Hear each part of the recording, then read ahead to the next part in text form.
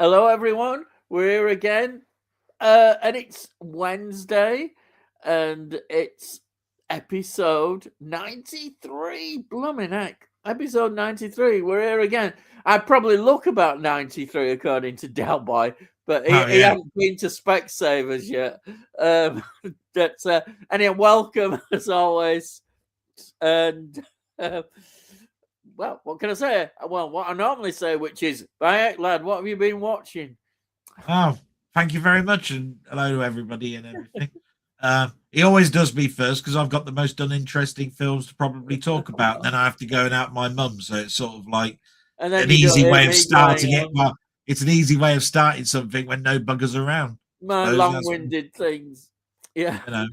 And it's funny, right? Because as soon as he mentioned last week about watching my show, watching my channel, I did lose a subscriber. It's amazing. Hasn't lost anything, right, for weeks, and it's no word of a lie, lost one. That's So there you weird. go. But Weirdly weird. I But it's been my mother was not very well last week, and this week was been total observation while she's been having her antibiotics. So I've been sitting down with her more, and I've been checking her at night to make sure that she's breathing okay. In case there's any wheezing. It's a really weird thing to talk about, but when you've got vascular dementia, it's to do with vascular is a breathing thing. It's one of those things where wheezing is an early sign that something's getting worse. So of course I've been on edge, but I was just telling Ian a funny story in the fact that 2 hours before I came on here, I managed to catch the new Muppet Show. The Muppet Show, if anybody remembers the Muppet Show, it started on Disney tonight, and thinking back, it makes perfect sense because the very first show I think was 1976, and that means what 50 years, doesn't it? 50 years since you saw the first Muppet Show, and it's not bad. It's not bad. It's not nostalgia. It's one of those weird things we've talked about it before, that you can fill in the blanks as long as the production is in sort of like in line with what you remember, you can sort of like give it the benefit of the doubt. And the Muppet Show is one I'd definitely give the benefit of the doubt.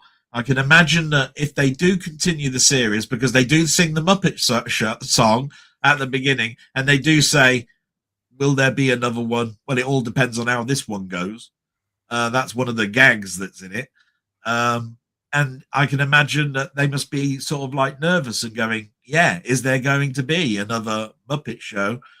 And a lot of people might be thinking, look, if Jim Henson's gone, Frank Oz has gone, I think. Yeah, he's gone now, Frank Oz, I think, who did the voices. He did Yoda and all of that. I think he's definitely gone now. Who is there left other than friends, family, or probably cousins of the people that originally did the Muppets? I mean, you got to look at it from that point of view.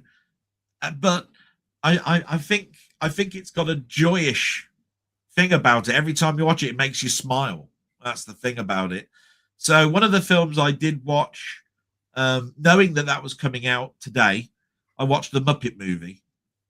Forgot that Steve Martin was in it. My God, you think how far back that was? So it had Steve Martin in it, just running off of his success of doing a film like The Jerk. You know what I mean? This is how far we're going back. But the true films that I watched that I purposely wanted to watch, I watched The Adventures of Sherlock Holmes' Smarter Younger Brother, which always makes me smile.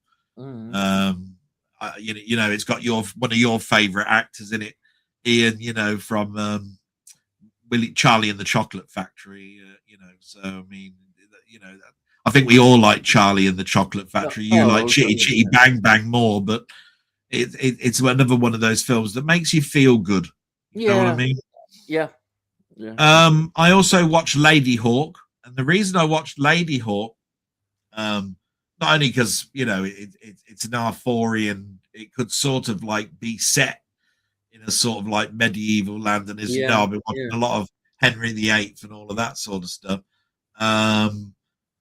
So and of course it's got an Alan Parsons sort of project sort of like soundtrack to it, which everybody likes the soundtrack to, the music in it, but it doesn't fit the film. Anybody that watches Ladyhawke will tell you this music just doesn't fit, and it doesn't. But it's still got a really catchy. Definitely, you can tell it's an Alan Parsons project, sort of like track rock, to it, kind of, yeah. And it's weird about Alan Parsons really project, because I don't know if many people know the Alan Parsons project. I mean, I know them from years and years ago, and they were a band without a frontman. They never did anything live. They were it's because the main person who drove the Alan Parsons project was the producer of the Beatles albums. He was the sound mixer and all of that, working at Abbey Road. So he said, I wonder if I could set up something where you don't need to have all the fame. People wouldn't recognize me in the street if they knew me, because all I'm going to do is an album, and it won't show anybody that's even in the band on the album covers, So that's an interesting thing, isn't it? I mean, I suppose it's one of those ones where he could never appear on the old grey whistle test from your point of view. They didn't do live until like 20 years later.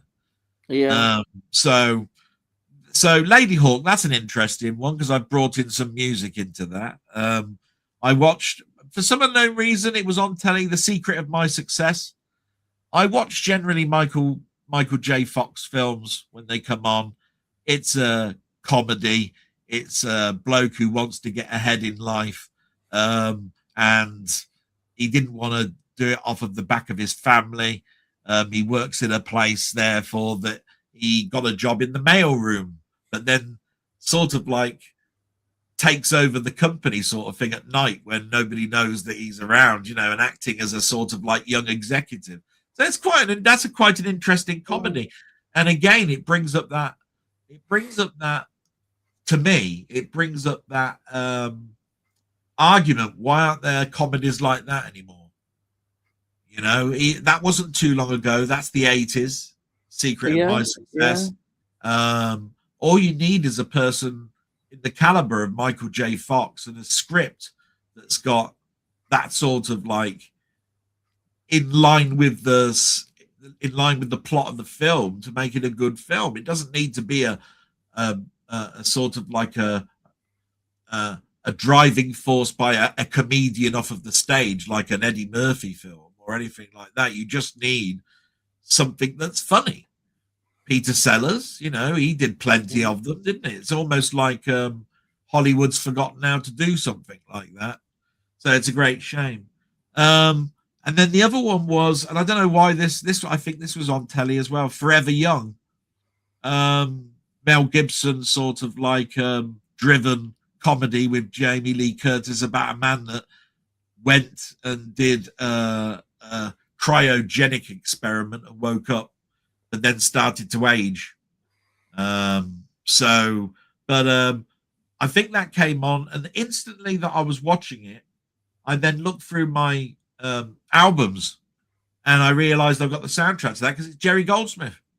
Oh, amazing, right? Got Jerry Goldsmith in there again. Had to do it.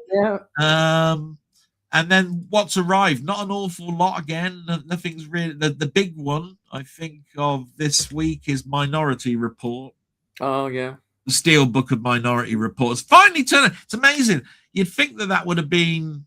You'd think that would have been out, as 4K well before today, but no. People have been waiting around for that for ages. And then there's a couple of things that when I was going through my collection. One turned up this week, and that's because of Jim Jam. So I just want to say thanks for that. And the other one is I haven't seen it in years. I forgot all about it. So the one that I haven't seen in years and I already had was the Shillingbury Tales. That was a TV show with Robin Nedwellin and Diane Keaton. Oh, right, yeah. And it had, and the reason I remember looking at that is it used to be on a Sunday, and it had Bernard Cribbins as the tramp. Oh, yeah. In a couple of the, but it was basically a big sort of like bloke from London that was now living in a village type thing. But the thing that Jim Jam helped me get was the first season of Crown Court, Oh wow, yeah, fantastic. and that was only $3.99. Oh, Um, bargain, so I bargain. was glad I got that. Yeah, Anybody that knows me knows I love courtroom yeah, stuff, right? And that is one of those shows that came out in the '70s that went out all the way into the early '80s, and it was 3 episodes per court case, and they were always on around the time of General Hospital and the early afternoon news. And I first came across it because I was off ill from school, primary school once, and there was nothing on telly. Things like Finger Bobs had finished, and so had yeah, Bagpuss and all of that was on in yeah, the early afternoon and the morning. And if I was in bed, or I was on the sofa with a blanket over me, it would be whatever was on ITV. And Crown Court and General Hospital came on. yeah. And even though I didn't understand it, because why would I, being 6 or 7 years old? I don't know. It was something that I just really, really liked, and it Mm, sort of like stayed with mm, me. Anything that's got a court thing, like even if you're watching Star Trek, and there's a court thing going on, I'm mesmerized. Like the mm. Undiscovered Country when they're trialing, Kirk, for firing on the Klingon ship. I mean, Yeah, I love it. It's yeah, court stuff. It's yeah, deliberation. It's drama, isn't it? It's like, oh yeah. wow, the shocking evidence. Shit, what were you going to do now? It's all like that. Even my sister will watch things like that now and again because there's shows like The Lady Killers. Don't know if you've heard of The Lady Killers, but again, in the early '70s, you had just about anybody that was anybody acting in these sort of like drama things, and they were about people that were killed before hanging was a non-offense and it's usually ladies that have killed. Yeah, Um, so there'd be people like the woman that killed 7 babies in the 1890s or something, and they've only got the minutes to what the court case was about to do a drama on it. You see what I mean? mm. I think Ruth Ellis was the last one that they did, and that's the last lady that got hanged, wasn't it? I think Yes, Ruth yeah, Ellis was. yeah, yeah. But they're obviously it's called Lady Killers for a reason, but it's still courtroom, Mm. type thing. And it's just great. So that's pretty much what I've watched. I'm probably bound sure to have missed something. Yeah, Um, but I'll probably remember it when I have to go off and look after my mum, and I'll come back yeah. and go, oh no, I forgot something. I Uh, watched this. it's all right. But as you know, I'll let you know when I have to go because I will have to. I mean, it's 20 past 8 already, so it'll be about another Yeah. 5 minutes. So I want to Okay. hear. I want to hear your initial what you've been watching in Tony York corner. Yeah. Well, before I'll Um, start with the Delboy download corner, which is what I've, pirate? I've Are we finished calling it Pirate Corner? Pluribus. I finished it this afternoon. I've watched all the 9 episodes. Really pleased with it. I really enjoyed it, and I'm waiting for this. It ended, and I thought, oh, come on, we're gonna have a second season, and apparently we are having a second season. So I'm really Well, pleased we with had that. a laugh, didn't they? You turned around and Yeah, said, "You're waiting for us." I said, "Well, I can't." I said, "I can get things, but I can't do things which haven't been yeah, they filmed haven't yet." made it yet. Tough shit. I can't Yeah. do that. You know what I mean? Oh, I'll send you the script, shall I? You can read it. But You I know, it's did. like, I thought it was excellent. It was really refreshing. So my Tony York corner starts pretty quickly, um, and this film. It's called Hostiles. It's from 2017. It's directed by somebody called Scott Cooper, who directed Antlers, which is quite an interesting film, 2021. But the film that I suppose he's well known for is he did the Bruce Springsteen one last year. The oh you know the right, yeah. Bruce Springsteen. So that's an interesting director. Now this stars Christian Bale, and of course Christian Bale we know from Batman, don't we? That's what he's famous for. And a film that I really loved, which he did, was The Flowers of War from 2011, which was all about sort of in China in colonial period. Really good. But what's this film about? It's basically About an hour and a half long. yeah. No, actually, No, it's about that's two an old and a half. that's an old Morecambe and Wise joke. Actually, it's quite a long film. Some people won't go, but this is an excellent film. I don't know if anybody has heard of this film. It's a film that's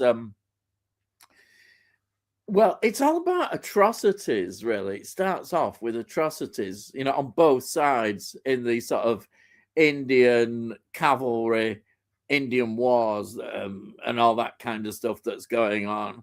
And I mean, it's quite shocking. The opening scenes, we see these Indians coming on and to sort of a homestead, and they're just killing everybody, including children.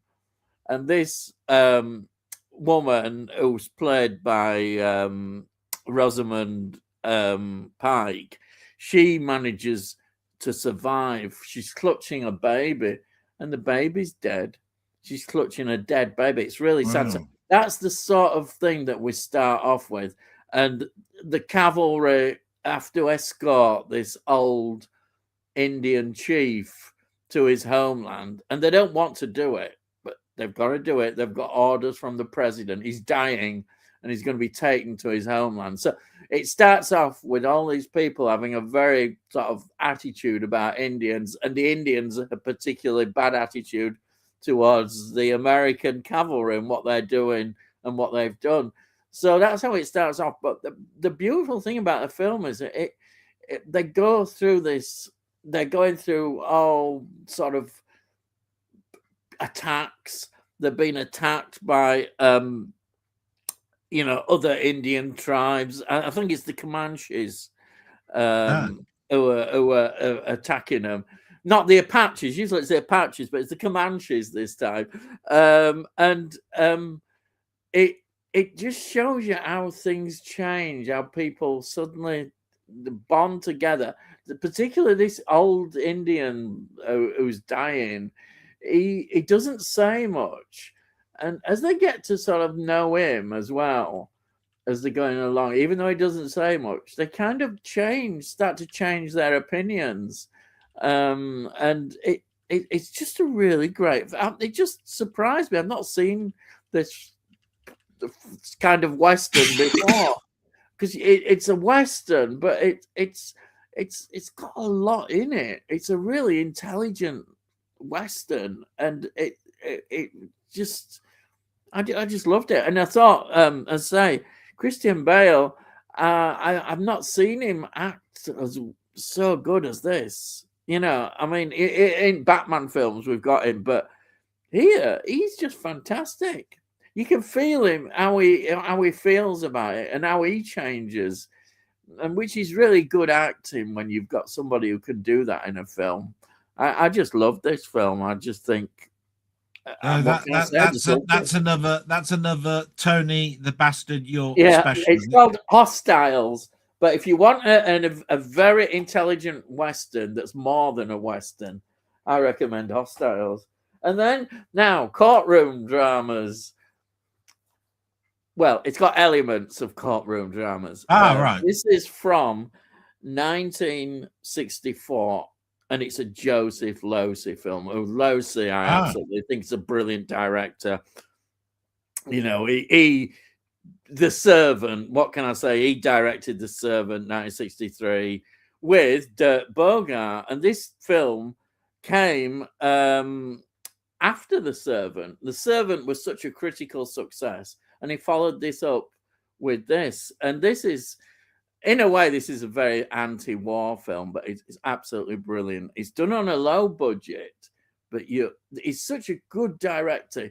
You can feel the sort of muck and the mud and the rats you see all this awful life in the trenches, and this character who's played by Tom Courtenay. Tom Courtenay, famous for Loneliness of the Long Distance Runner, Billy Liar, all those great films, Doctor Zhivago, all Yeah. those. He's a great actor. And Oh, I must go, so I'll be yeah, back in a bit. okay. Right, but this film, it for a low budget film, you really got that feeling of what it was like in the trenches and how horrible it was. And basically, Tom Courtenay, his character, he found out that his wife was cheating on him, and it was just too much, and he just decided to walk off almost without even thinking. It wasn't like a he was he just decided I've got to go back, go back over, and off he walked. And that was an important part of the defense, because basically he's captured and charged, with desertion, and there's only one penalty. If you desert and you're found guilty, you shot. And this film, Dirk Bogart, immediately he's put in charge of the defense. But what you notice about this film is it's the class system. That's what Losey was very good at showing. As an American, he came over and was absolutely fascinated by our class system. And Bogart's character is an officer, and he's got to do his duty. He's from a privileged background.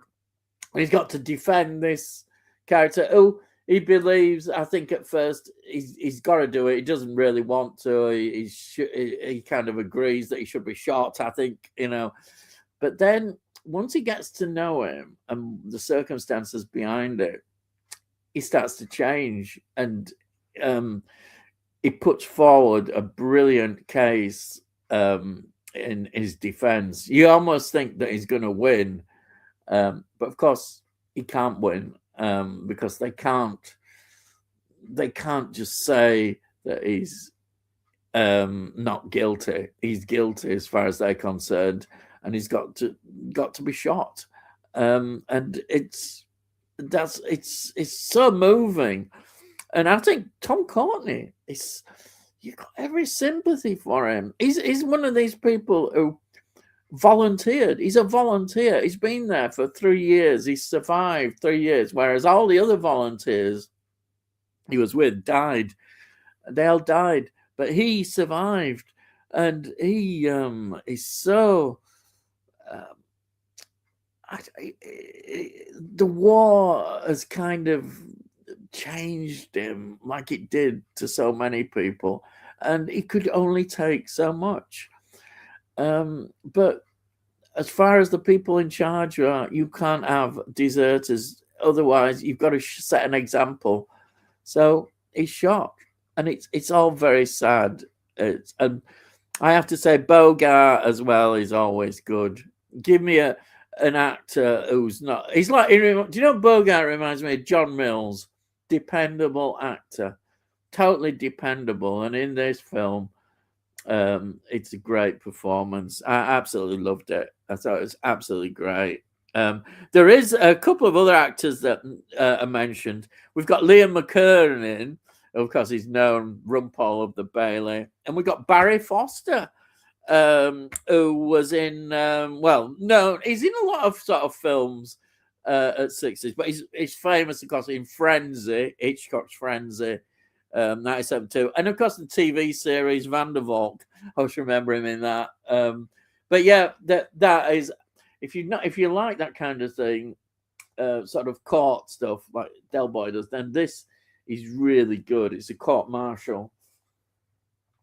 Next one is The Frightened City. This is from 1961.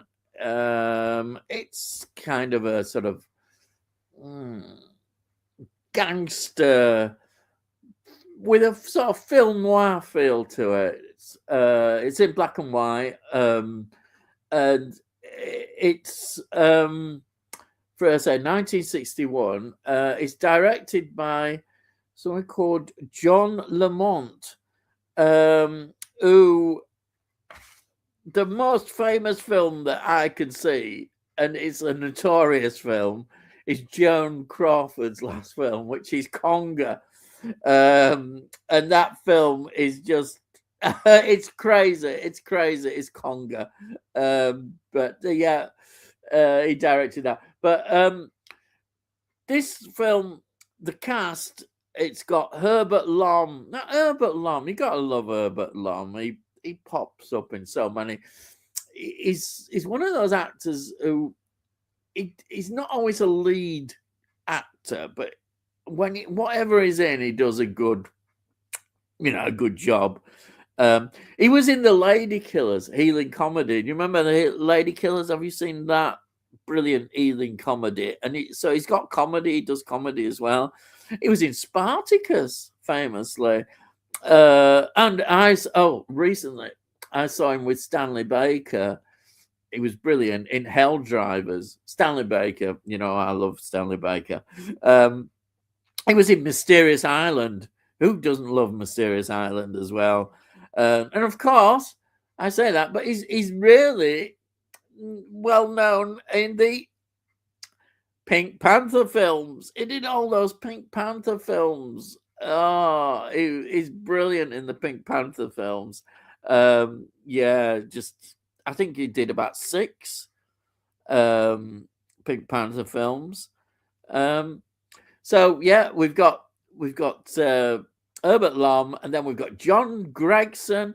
John Gregson, he just pops up in so many films that period. John Gregson's sort of one of those actors going right back to the 50s. He's just a really good British actor. He doesn't always have the leads. He did have some. I think, was it the one Genevieve? We did with Kenneth Moore, which was a comedy, sort of a bit more of a comedy. But he did a lot of. He's just an actor that popped war films and all sorts.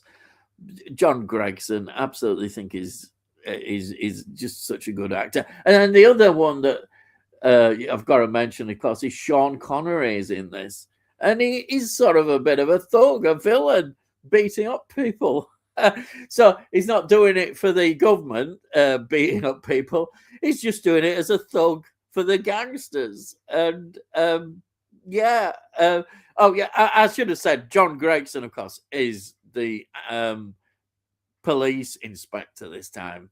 So he's been told, you've got to nail this because there's warfare breaking out and all these protection rackets are going on, each going into clubs and, demanding money, getting the money. And it's all breaking out. They can't get an agreement together. And it's just of that period. I love, again, when we do see some of the locations, not a great deal, because again, it's pretty large. It's always good to see locations from 60s. I love it. I say every week I talk about it, but and also you say when you see somebody like Sean Connery, it's good to see him in very different roles from when he become Bond. But yeah, that one I really like. Now the next one I watched was this one, which was called Fright, and Tony sent me this. So there's no Delboy shouting. I've got his note in here, but Tony sent me this, and I'm really pleased he did, because this is another great film. This one's directed by Peter Collinson. So it's 1971. Peter Collinson, who, of course, directed Up the Junction. She's one of the great kitchen sink dramas. But more importantly, what everybody sort of praises him from is The Italian Job, 1969. Michael Caine, he directed The Italian Job. What can you say about that? And also, he directed a Hammer film, which not everybody is that keen on. I don't think it's getting mixed kind of views, but which is Straight On Till Morning. That's 1972. That's really good. I really like that one. So sorry about that. We've got starring Susan George. Now, this is sort of just before she becomes famous in the same year, really, because this is from 1971 and Straw Dogs was 1971. So Straw Dogs was the one that really propelled Susan George. But her career is, she often had these sort of smaller roles, and also she's in one of my, well, Straw Dogs is a big favorite, but she was in Spring and Port Wine 1970, which of course I absolutely love. James Mason in that, absolutely wonderful film. Spring and Port Wine, Huddersfield, all that stuff, supposedly. Then a film that I say just before Straw Dogs, she also, I think, she had this kind of, what can I say, appearance. I think a lot of people sort of questioned her acting ability, to put it nicely. But Straw Dogs showed that she was much more than that. And I think this film does. This film shows she's really good in this. She's just got the right sort of, you really feel for her in this. And when they're talking about her and interviewing her, you get a feeling she, this film, she really, she was taking notice of her performance in this, and I think she's really good. Now, this has also got another favorite actress of mine, Honor Blackman. I love Honor Blackman because who can not forget Honor Blackman, 1964 with Goldfinger, Pussy Galore. Oh, what else am I going to say? But before that, of course, she was in in the Avengers as Kathy Gale, 62, 64, early Avengers. And a film that she also did, which is before this, was Shalako, 1968, which had Sean Connery in it and Bridget Bardot. So, yeah, she's had quite a few good films. Now, the other actor I've just got to mention is Ian Bannon. He is well known in The Hill, 1965, Flight of the Phoenix, 1965, and Doomwatch. The Doomwatch film is in that, and another Connery film in 1972, The Offense. He was in the Sweeney movie, which I know Tony loves, Sweeney. He was in Gandhi. Wow, that was great films, 1982. Hope and Glory, which I think is another great film, and Braveheart. I didn't realize he was in Braveheart. And then that's just a few. He's in a lot of different films. That's Ian Bannon. And to be honest, Ian Bannon in this film, as good as Susan George is, and I think she's fantastic, Ian Bannon plays the baddie, the really twisted, off his head character who is very, very dangerous. You can see on this cover, look at that piece of glass there. We see that in the film. It's got blood on it there where they've done it. But I think he almost steals the film. He's so good. He's so awful. It's menacing, real menacing. Wow, what can I say? I just thought it was really good. And if you like other bits of information, we've got George Cole and Dennis Waterman, but they're never in scenes together. Dennis Waterman is an early boyfriend who doesn't last that long in the film. Yeah, we've got George Cole. He's playing. I think he's the psychiatrist in this. Yeah, he's quite good in this. I think what's interesting about this film, and this has got some really good interviews. It's got Kim Newman. I love Kim Newman. He's one of those critics, Kim Newman, that you can watch and you think, wow, where does he get all his knowledge from? And what he said, I thought was really interesting. He said this feels like a TV episode, say from Thriller, the Thriller series that they did, but it's got the gore in it, which the Thriller series wouldn't have. So that's why it's a cinema film. And I kind of get that, because there's almost like a feeling that it's very studio bound, because all the action takes place inside, really. We don't get much outside, only a little bit at the end. So you definitely, I understand totally what he's on about. It's very much like it's like a stage play. Yeah, that's it. It's really good. Absolutely love this film, and it's one I recommend. And I say, Tony, thank you so much for when you sent this to me. I say I've watched it again and again. I've watched it a few times now. I really do love it. And then finally, the final film is another old friend that I watch quite a lot of times. It's Pacific Heights. It's from 1990. This is a strange release because this is a South Korean release. It's the only one I could get on DVD, South Korean. I think the Blu-rays, there are versions, but they're very expensive.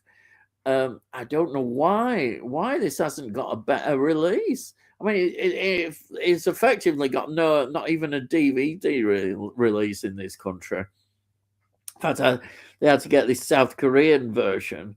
I don't know. It's a shame because I think a lot of people will like this film. So it's from 1990, and it's directed by John Schlesinger, who I think, well, he directed some favorite films of mine. He directed Billy Liar, which we mentioned also before, 1963, and I think a film I just absolutely think is brilliant. Far from the Maddening Crowd, 1967 with Julie Christie is brilliant. But then, listen to this. He directed, again, another great film, Midnight Cowboy, 1969, and Marathon Man, 1976. Both those with Dustin Hoffman in. But this film stars, well, it's got Michael Keaton. Michael Keaton is just brilliant in this film. A mile away, I think, from his some of his other performances, like in Batman, and that very different from Batman. Also, I didn't realize I was looking. Oh, a Beetlejuice. If people like, I'm perhaps. I don't know if not everybody feels the same. A lot of people like Beetlejuice. I'm not a fan of Beetlejuice. I just don't particularly get Beetlejuice. I don't like it that much. But I know a lot of people do love Beetlejuice. But he was in also one, Jackie Brown, which I love, Jackie Brown. It was in a film called Birdman, which is well thought of and received a lot of praise. And I think he's in Spider-Man Homecoming. He's in that. So but that's just a few. He's in quite a few films. But in this role, he is superb. He is so frightening. He it is great, absolutely wonderful.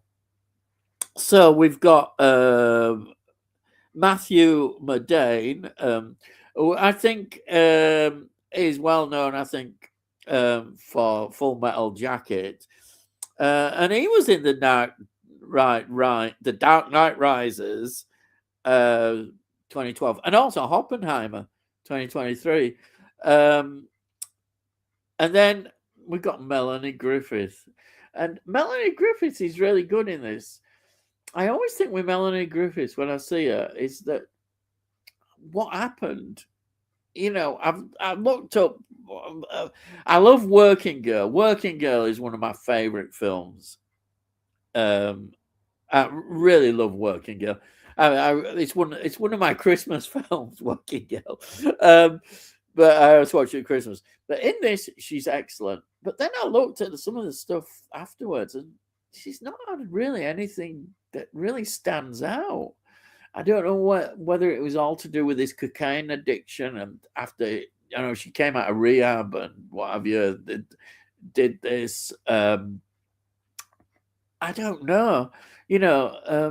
What happened? I don't know whether she was. I just don't know. She has it in a few things and done some voice stuff as well, but she never sort of, to me, sort of seen her in anything else other than she was in The Bonfire of Vanities, which was a flop film, which didn't do that well. But I always think Working Girl is great, and this one, she's great. I mean, so this film is about this. I suppose you could call them a couple that are trying to better themselves, and they managed to get enough money together to buy a property. A property is obviously very difficult to get hold of, and the idea is to buy this property. They do it up. They put all their money into this property, and they'll rent it out, and then they'll make the money from that, and everything will be all wonderful and fantastic. That's their plan. And then they make a big mistake. They rent the room out to this character, and Michael Keaton's character, when we see him, they think, oh, he's all right, but they don't do proper checks on him. He just says, oh yeah, that'll all come through, and for some reason they get sort of waylaid. They're desperate for the money. They've put a lot of money and they need to start getting a return, so they accept it. And he says, oh, I'll send you a check, on all this money, and he flashes some cash in his wallet. So they always think, oh yeah, he's gonna be all right. But of course, disaster strikes. He's no intention of paying. He's not going to pay. And he ends up inside this room and with some other sort of crazy people in there as well. And there's banging going on, all that. What on earth's he doing? And they suddenly realize he's not paying any rent. They haven't got the checks. They're going to be in serious financial trouble. They try to get him out legally, and he's taunting them, and they find that the law appears to be against them. And you get a scene where Matthew Modine's character, he absolutely loses it and beats him up. He's almost like he's wanting him to do that, because then he can make a big fuss, and they just can't get him out. And that is the nightmare. But what I love, the satisfying thing I always think about this film is that you're rooting for them to get things right for them, to get their revenge back on him.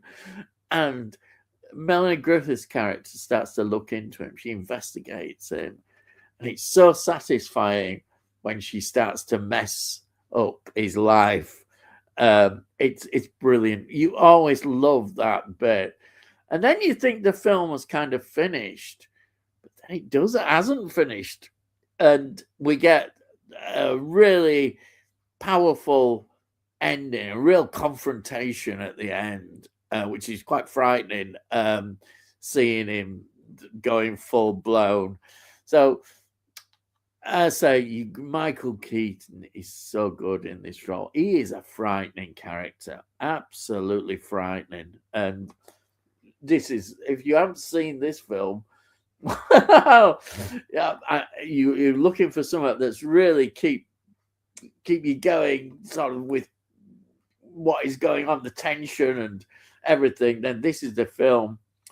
I say it's a pity. I just don't know what happened with Melanie Griffiths. She just wasn't the same. But two roles, two films that I like. Working Girl and this, absolutely brilliant.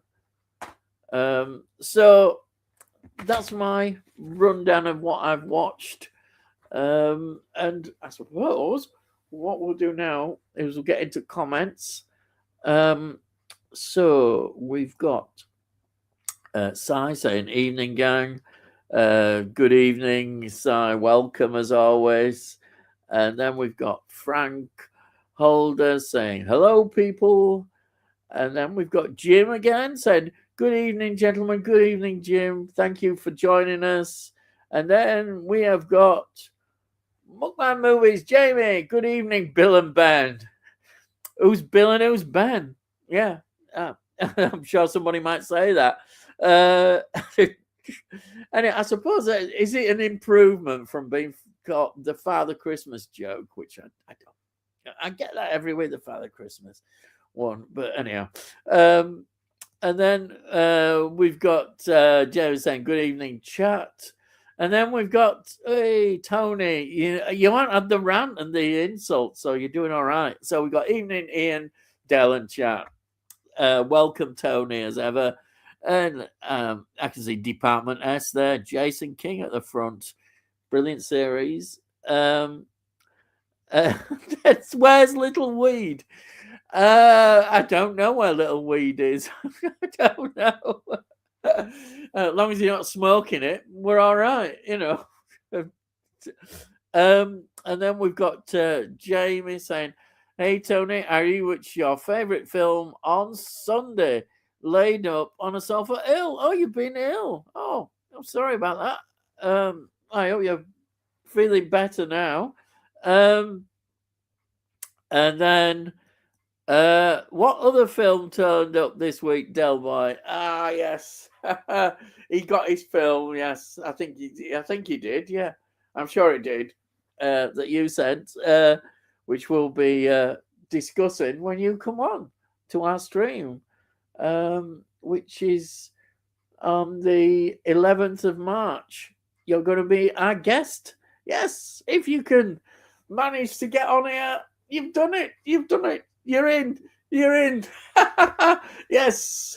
We've got you on, which I'm looking forward to. And I've not watched the film yet. I'll watch it nearer the time because, my brain, I'll probably forget it.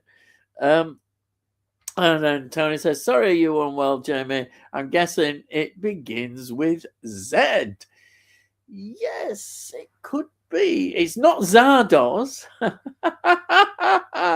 No, it's definitely not Zardoz. Therefore, it can only be your favourite film. It certainly does, Tony. The Blu-ray looks stunning too. It does. The Blu-ray does look stunning. It's absolutely brilliant. I always say it needs a 4K release, but will the 4K be any better? I don't know. But I suspect there is reasons why it's not getting a 4K. But I love the Blu-ray. It looks great. And then we've got Jim saying, "I remember watching a Crown Court episode years ago when I was probably about 8, and the final line after he had been found guilty was, 'Perhaps I should have done it after all.'" Yes. That's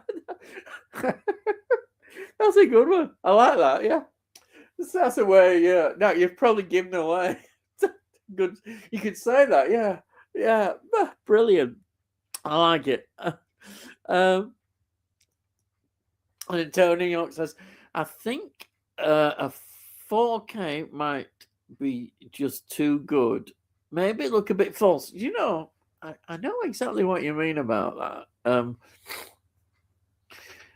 That's why I know it's controversial, but I tend to buy Blu-rays more now. I have got some 4Ks, but I think Blu-ray can look really good. It looks brilliant. I think when it's upscaled on my TV, I think sometimes, dare I say it, I have got some 4Ks. I can put a 4K on, and I'm thinking, well, is there really that much difference? Really?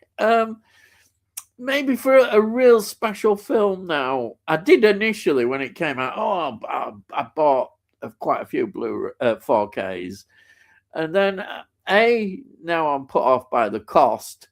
So the cost is ridiculous. You need to buy them on special offers, or wait quite a while. Hopefully somebody like HMV or Zavi will have them going, 2 for 30 or something like that. I think it's Zavi or HMV do they now? And then that's okay. But they can be up to about 35 quid. They've gone up quite a bit.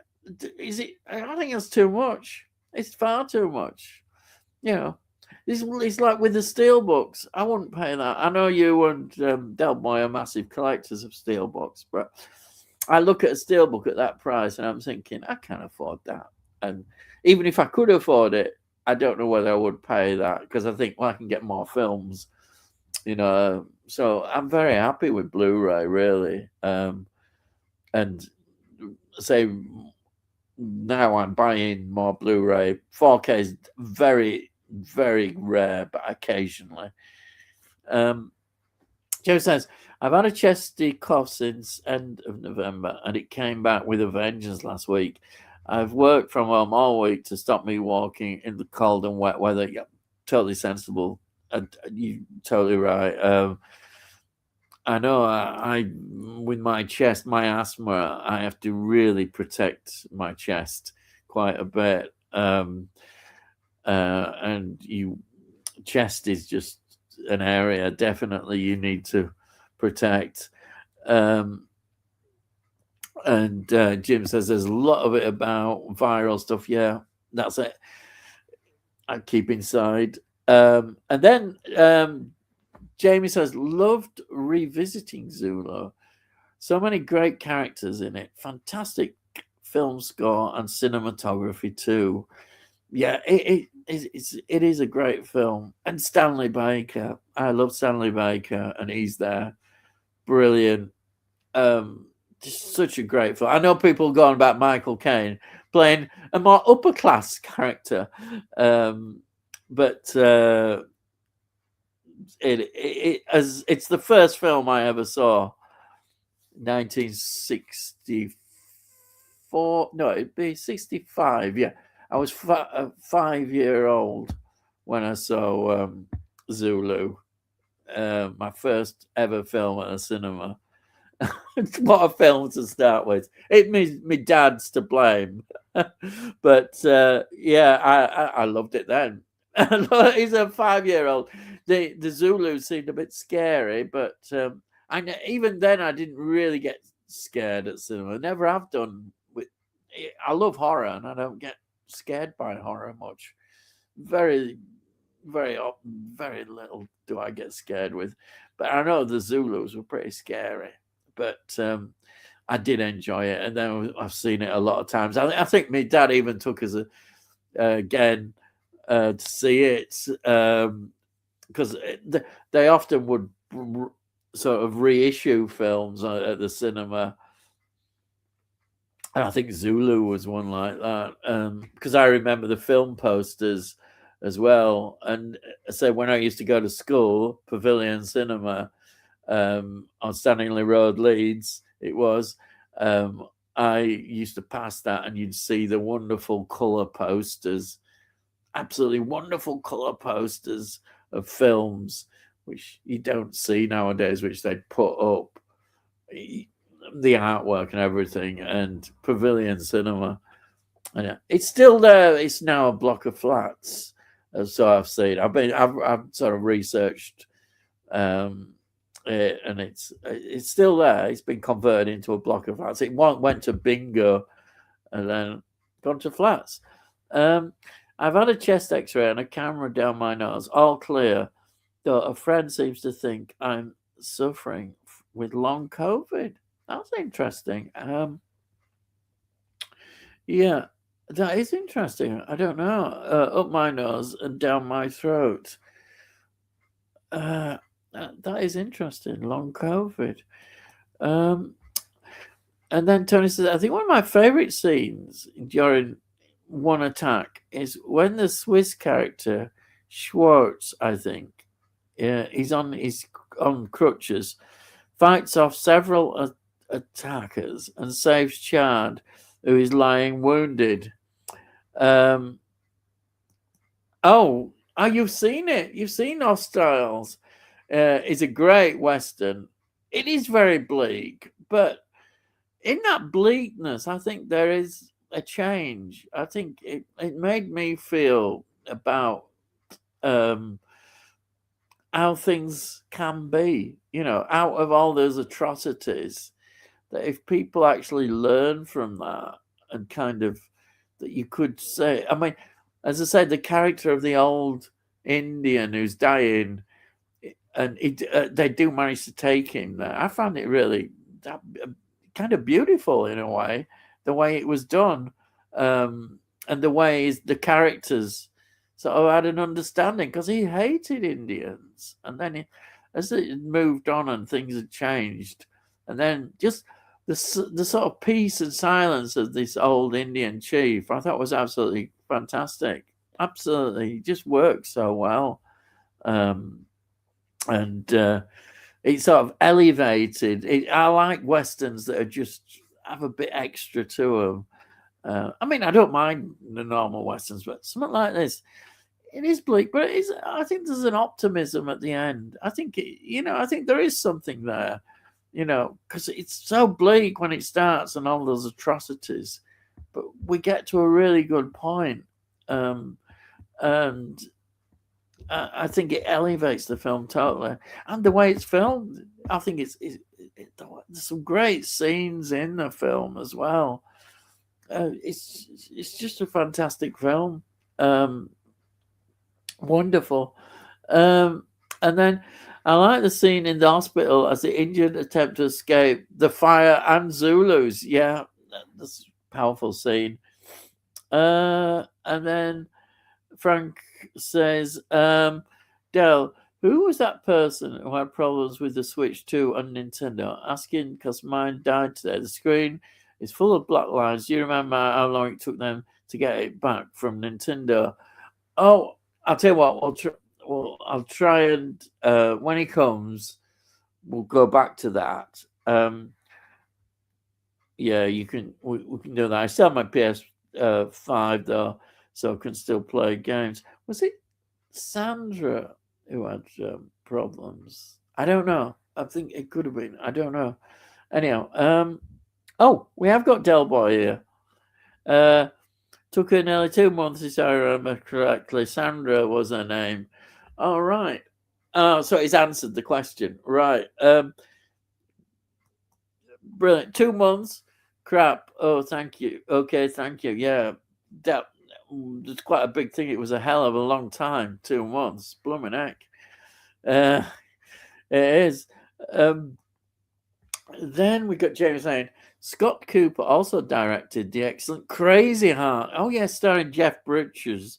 Would recommend that one to Ian. Yeah. Yep. I did remember. I did actually, I think I wrote that down, but I thought I'm going on too long and skipped a few. Crazy Heart. Yes. Yeah. Because I'm aware that people are probably going, oh, God, he's going on again. Because once I get researching and looking at all these things, I quite enjoy, clicking here, clicking there. Um, Frank, Si says, Frank, I think that it was Sandra who had the issue with the Switch 2. It was, yeah. Frank says, yeah, thanks. And Tony says, yes, King and Country is a harrowing film. Brilliantly demonstrates the pointlessness of war. Yeah, it is. That's exactly what Losi, I think, wanted to show.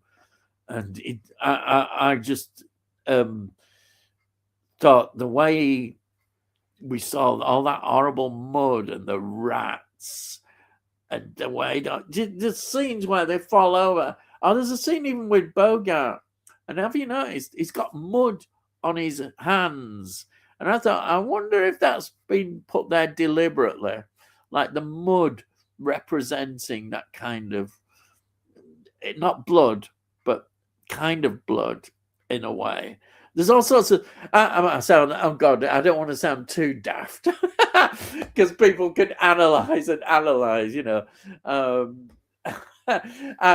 like I've been looking on the internet every now that keeps coming up, and I'm getting fed up of it. Is Eyes Wide Shut, which is a film that I absolutely love, but people have suddenly discovered it and are now going, "Oh, look, it's the Epstein stuff," and I'm going, "Oh, bloody hell!" And they go on and analyze everything and saying Kubrick meant this, Kubrick meant that. Oh God, it just becomes too much. There's a conspiracy theory around every corner. Sometimes they're fun, but sometimes they just go on and on, promote as if we've never heard it. I think maybe they discover these films for the first time. I don't know, but it's like we've heard it all before. And then Si says, we went to see Primer this afternoon. Had fun with it. Oh, yeah, decent creature feature. Well worth a watch. Good amount of gore and some tense scenes. And good John Carpenter style score. Well, what more can you ask? It sounds good. I think Primer does look good, what I've seen. You could have fun with it. Yeah, I think that's good. And then Si says, I always remember watching Frenzy when I was a kid. I know way too early. I couldn't get my head around Vandervoort being a serial killer. I know he's a good guy, but not in Frenzy. And he's acting the way he does it when he's going lovely, lovely, lovely. He gets really excited, and it's almost funny with that tie. The tie, isn't it? It just it's a good film though. A really good film is Frenzy. Here we are. Tony says, good cast in Frightened City, early pre-Bond Connery role, and John Gregson practicing his role as Gideon in Gideon's Way. Yes, that is true. John Gregson, yeah. What can you say? John Gregson just is. I normally say that word. I don't usually say it, but a lot of, and I think it is. He's a solid actor of the 50s and into the 60s, and also popped up in that film that I mentioned, Fright. Later, that's right near end of his career. So it's interesting watching John Gregson, how he progressed. But yeah, those similar kind of roles. But yeah, Gideon's Way, yeah. Brilliant. And then second size thoughts on Primate. I uploaded a short film review earlier about it. Oh, all right. James says, by the way, that is a good 2 for 15 sale on the Vintage Classics label over on HME website stores. I bought a couple, which I'll reveal in a day or two. Good, excellent. It's a good series, that Vintage Classics. Some great stuff. And Si says, a bit like you, Muckman, I've been ill over the weekend, so I couldn't go until this afternoon to go and see it. Yeah, it's it's the time of the year, I think, isn't it? Really. Um, Tony says John Gregson is a psychiatrist in Fright. Yeah, and Pussy Claw is married to Arthur Daly. That's true. Yeah, Pussy Claw. I still laugh when I see, and every time I see on a black man, I can't help but thinking of Pussy Galore. It was so cheeky to put that in a Bond film. So, what can I say? And she's good. She knows it, and she's. I think she's great. I think she really is good. Is Honor Blackman, absolutely wonderful. Yeah. If I hadn't already booked my ticket, I would have gone on Saturday. Oh right, okay, I understand that now. Spoiler alert: DS Carter gets a nasty exit scene. Yes, that's true. Yes. Then we've got Sai saying, I'm going to watch a special screening of Amadeus on Saturday evening. It's the 4K restoration. I've not seen it since the 80s, so I'm really looking forward to seeing it again. Love Amadeus. Great film, great music. That is going to be one big treat watching that. What a treat. What a treat. Amadeus. I remember seeing it on the big screen myself, and wow, I loved it. Absolutely loved it. It's just such a great film. You can't help but love it. And then James said, great film. I have the Blu-ray steelbook of Amadeus. Of course, yeah. I wonder if his nibs has. Yeah, I bet he has. And then Tony says, sometimes I enjoy listening to Kim Newman's commentary more than the actual film. I get you. Kim Newman is such. He's such. You can just sit and listen to him. His knowledge. He just sits there and says. And as far as I can see, it's all in his head. He's not got notes or anything like me. I'm down with my notes. He just remembers it and links. Kim Newman, he links everything up, doesn't he? It's just knowledge in his head. It's just superb. I could just sit and listen to Kim Newman, how he puts things in context, and he's one of the best. He really is. Just everything I hear him when he's talking about films. You can't. It gives you an even bigger love of films. It does. When you hear somebody like Kim Newman, you think, God, this guy knows his stuff, and it makes you love films. How he connects things and puts things together. Love him. Absolutely think he's great. And now, welcome back. Welcome back. Have you got anything to say about Kim Newman? No, not really. Nothing on Kim Newman. Okay. I'm trying to think. Kim Newman. He just comments on films a lot, and he's just so full of knowledge. Absolutely. Yeah, I thought I'd heard the name. I couldn't remember quite. Yeah. I came in just as you were talking about Amadeus, and I was thinking to myself, so did you watch the Sky miniseries? No. I haven't watched that. No. What did you think of that? Most critics turned around and said, if you haven't seen the film, it's as close to the film as you can get. Really? Oh. And if you like the film, you'll be in two minds about it, because you'll be going, well, I know all this already. So it's disappointing. No, it's not disappointing. It's just one of those things where, is there a point for it being made, being as there's a film called Amadeus? Yeah. But then again, I always think to myself, but you're seeing a different performance. It's like saying, is there any point in you doing a Midsummer Night's Dream? I mean, how many times has that been redone? Yeah. The theatre. It's because there's different people in it, a different writer on it. Just because you know what's going to happen, don't mean that it wasn't worth watching. Oh yeah. No, that's true. So I look at it like that. No, that's true. Yeah. And it made me think, I bought Amadeus recently. I can't remember it, and whether I received it. I'll have to look back, because it's one of those things that came in. And you know what I mean? And I'm going, Did I receive it or not? I can't remember. I would check. It's a film that you should have. Oh God, no, no! Don't get me wrong. I mean, what I'm saying is I ordered it, but it's Yeah. one of those things where it probably came in with a week when I had about 6 films come through, and I can't remember whether I got Yeah, it or I not. get you. Yeah, yeah. Right.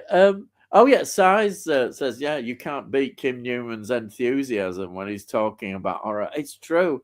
If you want to know That's about probably horror, why I Kim was trying. Newman will tell you. It's probably why I was trying. I was in an iron because I listened to Mondo Chelovic mostly. Yeah. Well, I bet Um, Mondo Chelovic will know about Kim Newman. oh yeah, Is it just such a what I like? As I say, I wish I had that brain capacity, the way that they remember all the films and link them all together, and I just haven't got he that. makes me laugh, Mondo, actually, because Yeah, when I was looking at his back catalogue, because there is a lot of weeks where, he's doing a members only, or he's just started a new job, so of course it's yeah, difficult for him to do. The only time I've shouted at the screen, you know how you shout at the screen, when yeah, somebody's playing a yeah, game, and you stupid son, you should have gone yeah. left, or whatever it is, right? Is when he's talking about the Hammer House of Horror comics. Oh, right. And he sometimes has a guest, and he said, "Oh, somebody's just given me this book, and I read this book all the way through the '70s." And he'd open it up, and it'd be Hammer, and there'd be cartoon, like comic Yeah, versions of well-known Hammer films, like I don't know, Vampire Circus or something. yeah, And I'd be going, no, Dracula. Marvel took over Dracula in the '70s. It was drawn by Gene Colan. Bloody hell, what are you on about? It just made out of that magazine was a Marvel sort of production. So of yeah. course Right. I know all about Hammer I know House of your comics. Horror, the Yeah, magazine, and yeah, the comic, and yeah, all of that sort of stuff. Because along with Starburst and Starlog and all of that sort of stuff, I was yeah, buying them. yeah, Um, yeah. it's amazing. I must have them somewhere, but I just don't know quite where. Well, But you'll find he had it. a he had a big collection given to him, donated, bit like a Tony York bastard type situation. Oh, God. Oh, did I mention bastard again? Oh, sorry, Tony. It's You not my said fault. that, yeah. It's not my fault. Your middle name's bastard, is it? I mean, Oh, right. Tony Bastard York.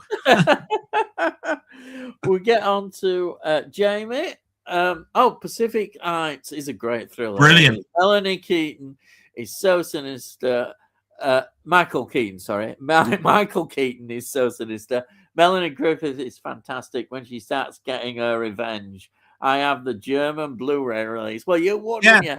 Yeah, This is the thing. When I used to go on the chat stuff, Pacific Heights came up, and I said, "You know what? Yeah, I haven't got a 4K or a Blu-ray of that." And somebody said, "Oh, you need to go to the Italian, German, and French Amazon sites." And I bought a digibook version of Pacific Heights. Yeah, and quite rightly, there was no problem with the picture or anything. And then people were debating, why isn't it in this country then? And I think it's to do with international law of distribution. Yes, It's like sometimes they're not bootlegs at all. Sometimes it's just down to distribution rights. Yeah. Some of it is going to be bootleg. You have to be careful. Yes. But, sometimes it really is international distribution rights. And it's much easier, I suppose, in Germany or Italy or whatever it is sometimes to get a film out than it is over in England or Australia or whatever. Yeah. Apparently, the other I told you I'd think of something. Apparently, this week there is a dramatization of Lord of the Flies been redone. Oh. Right. Apparently, I'm looking forward to. I'm looking forward to that because I remember watching Lord of the Flies at school. When they used to wheel out the VHS recorder of the TV and make you watch it in black and white with that little fat kid with the glasses and all of that sort of stuff. I remember all of that. And I bought that on DVD along with Swallows and Amazons and a load of other Walkabout, a load of other films. Yeah. And apparently that's been redone. Looking forward to that. To look out for you. Tony says here, I've had an occasional South Korean DVD. They're usually quite good picture quality. Yeah, I agree. The picture quality is excellent. You know, Yeah. Yeah. um, You'll know soon enough, Ian, because if it's a DVD, it'll be on your way in a bloody big box with well, around I've about got it. 60 other I've got it. DVDs. I don't need that one. Yeah, that's one I bought myself. uh, It and won't then stop him. It won't stop him sending it. I'm telling you now.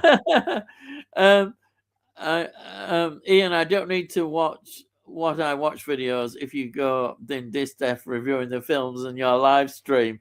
Oh, there's loads more to come. Believe you me, by the time Saturday comes, I'll have lots and lots to talk about, even more.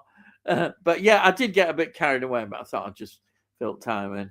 But yeah, there's a lot more to come on my what I've watched, but I perhaps some I won't go into as much detail. It depends. I don't know. Anyhow, Sai says, Muckman, the Tyneside Cinema is screening the 4K restorations of Hard Boiled and The Killer in March. I got my tickets early, thankfully, because they sold out in a couple of days. Well, it shows you there's a big demand, doesn't it? A couple of days. Wow, you'll have a blast with that double bill. Hard Boiled is what got me into Asian and foreign films. Well, there you are. Brilliant. And then Hard Boiled is one of my favorite action movies, Si says. Yeah. I haven't seen that. I haven't seen that film in years. It's top tier indeed. Yeah, it is, but I haven't Yeah. seen it in years. I haven't really thought about it, to be quite honest. Oh, Hard Boiled. Is it excellent? Sorry. Yeah, moving on. Yeah. Don't call us. We'll call you. Yeah. So, have you seen the director's cut of Red Cliff? It's another really good John Woo film, a historic epic with loads of great battles. Oh, crikey, yeah. So it says, I've not seen it. I've added it to the list. Brilliant. And then James says, make sure it's the longer director's cut. I bought an import. So puts his thumbs up. And James says, still no better after 2 courses of antibiotics, Ian. 2 courses, that's a lot. I'm waiting for test results on a sample of my plate. Like I said, with my mother taking antibiotics, they're very careful on giving a second set of antibiotics. The only time they gave my mum a second set of antibiotics was when she had a urinary tract infection, because that could be quite dangerous for my mum. But I wish Jamie really well. Yeah. With the ongoing situation with that. I mean, if it's not one thing, it's another for him. And every time I hear it, I feel for him. You know. I mean, antibiotics don't. They can work, but they don't make you feel that good, do they? I remember when I've had them, and it puts you off eating and the taste and yeah. They always come in bloody great big tablets covered in plastic. Covered in plastic. Yeah, they put you off.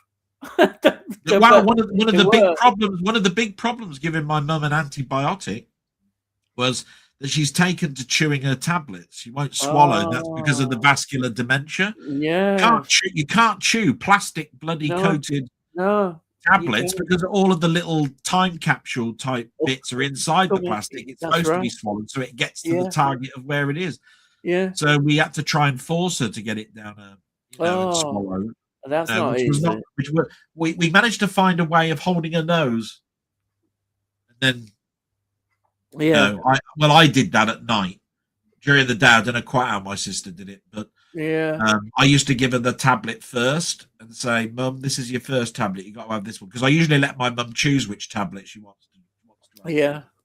And I used to tell her to put her head back so that it went down her throat. You see. And if there was a bit of a problem, I'd hold her nose while she did it. She didn't like it, but Do you know what I do with my tablets? I just put them all together and swallow the lot at once. yeah, but It's I just can't do that with easier them. because I can't be bothered fiddling about one In by the one hospital, they by give you one. that little piece of cardboard, like one of them little things that they put all the pills in, and they just say, put all those in, and then they give you Yeah, water, don't they? that's it. Just get them down and I swallow. haven't got any of those little plastic, those little, Oh they're yeah, sort of I know. they're wax coated little cups, aren't they? Yeah, yeah. If you go into hospital again, try and nick one. Nick one, I'll be nicking a box of them. So Amount of I'll take tablets it I got to, to take as well. I've just took my tablets while you were talking. yeah. Right. Si says, Muckman, Redcliffe Special Edition Blu-ray is 148 minutes long. Is that the best version? And James says, I started watching the Maze Runner trilogy this week. Got lost. One still to watch, but enjoyed the first two. It's just when you said got lost, I thought you got lost in the maze. But yeah, I tell you are. what, the BBC showed just around Christmas time Maze Runner and The Hunger Games. Funny Yeah, how those two films get shown around about the same time, and they're two yeah, different sets of films. yeah. By the way, I've got a couple of questions for people to think about if they want to start getting involved with something. Right. I was thinking about it when I was doing my mum. The first one is, if you were assistant director on any film, right? What would you like? What would you tell the director to change? And then on a slightly different note, but it's along the same theme. If you were assistant script writer of a film, what scene would you like to tell the writer to change? All right. There you are. Any film, your assistant director on one, your assistant script editor on another. One's about changing the scene before it even gets filmed. The other one is changing a scene in a film. Right. Okay. Interesting. People will have a think about that, I'm sure. And then Tony says, I agree with you 100% on 4K, Ian. I got a new TV last year, and sometimes even a Blu-ray can look a little false, in my opinion. I prefer slightly less artificial look, personally. Will definitely be sticking to Blu-ray in future. Plus, I got something to out Tony. I've got something to out Tony at last. At last.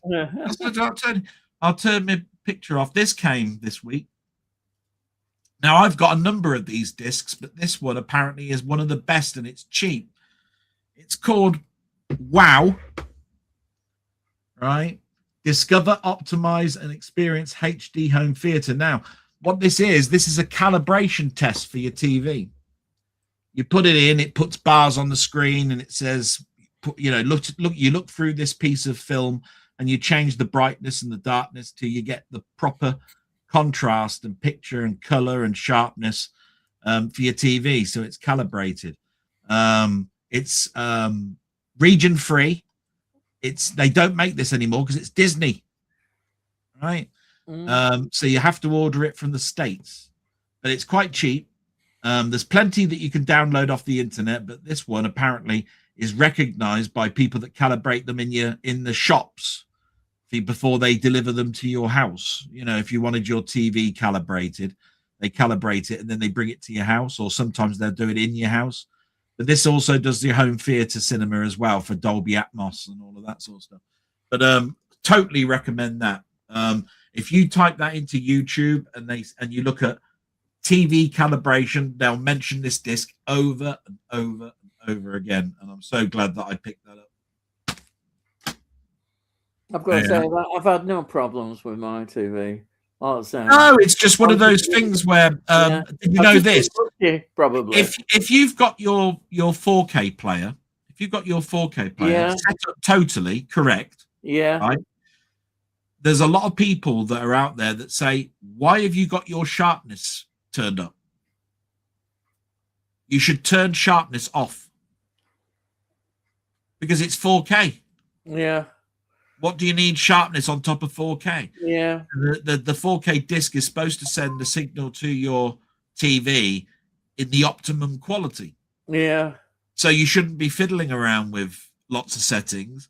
Things No. like 24 frame jitter correction shouldn't Yeah. even be on.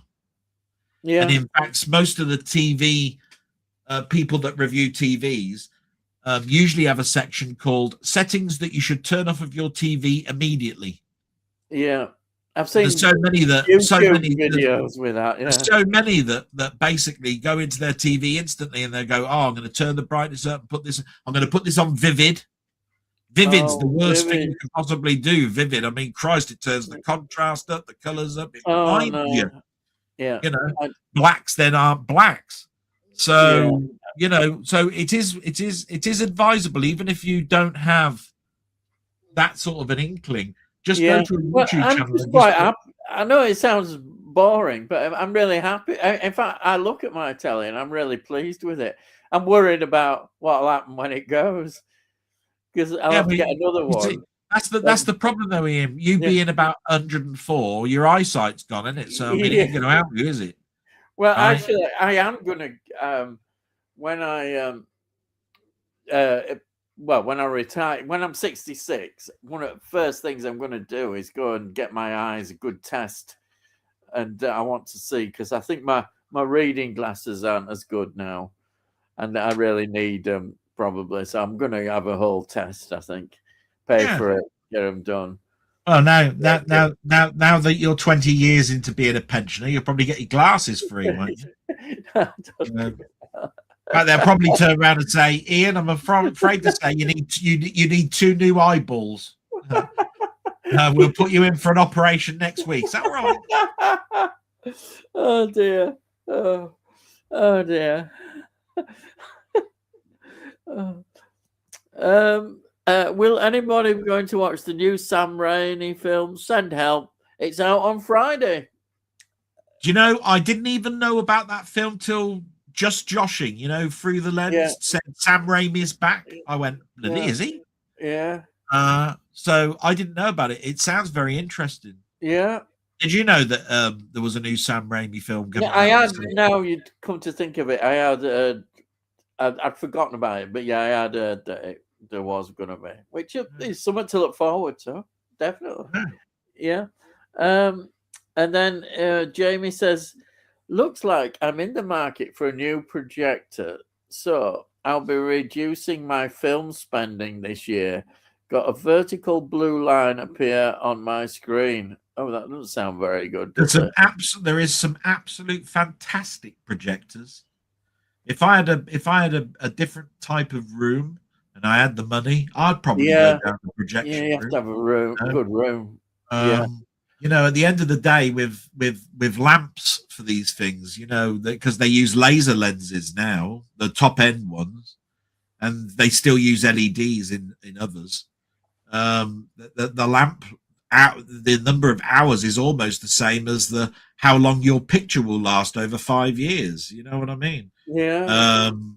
So, and I've seen some cracking, gone into some, into shops in the past where they have a cinema room out the back and they show you a projector and what it's like. It blows you away a little bit because you think to yourself, oh, it's going to be ghosty. It's going to be, my room's going to be too bright and all that sort of stuff. If you get a ceiling mounted one, absolutely spot on. A ceiling mounted projector. Think about it, how good that'd be, rather than having it on a table to the right of you or whatever it is. These days you can get them, you can buy them and have them installed for the same price as they'll install it on the wall for you. Do you know what I mean? It's not that difficult a thing now, apparently.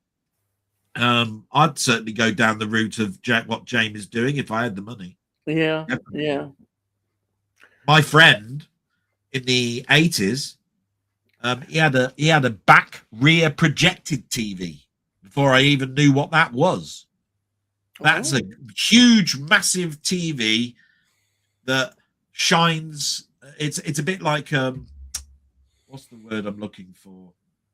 Do you remember those units that you used to photograph and put them on the film, and you looked at all the papers?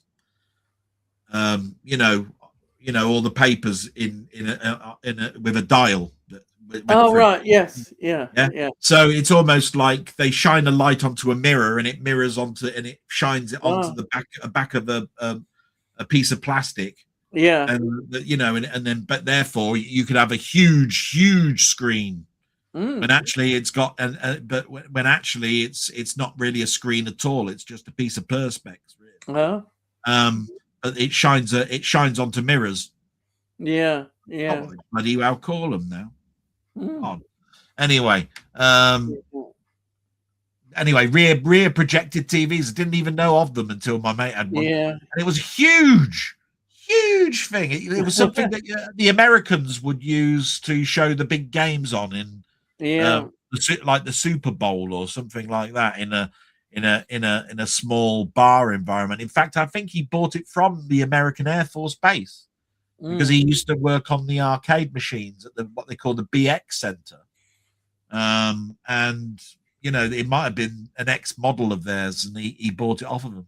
But yeah, rear projected TVs. I haven't thought about them for a No. long time. Um, Now, before we go on, I'll do my thing that I do every week, which is No, if you don't. haven't subscribed, please subscribe to Delboy's channel. If you're liking what you see and want to find out more, then go and press the link, and I've put it in the description, and you go over to Delboy's channel, and believe you me, you'll have an absolute treat if you look at it. His Sunday blog, I say it every week, I absolutely love his Sunday blog.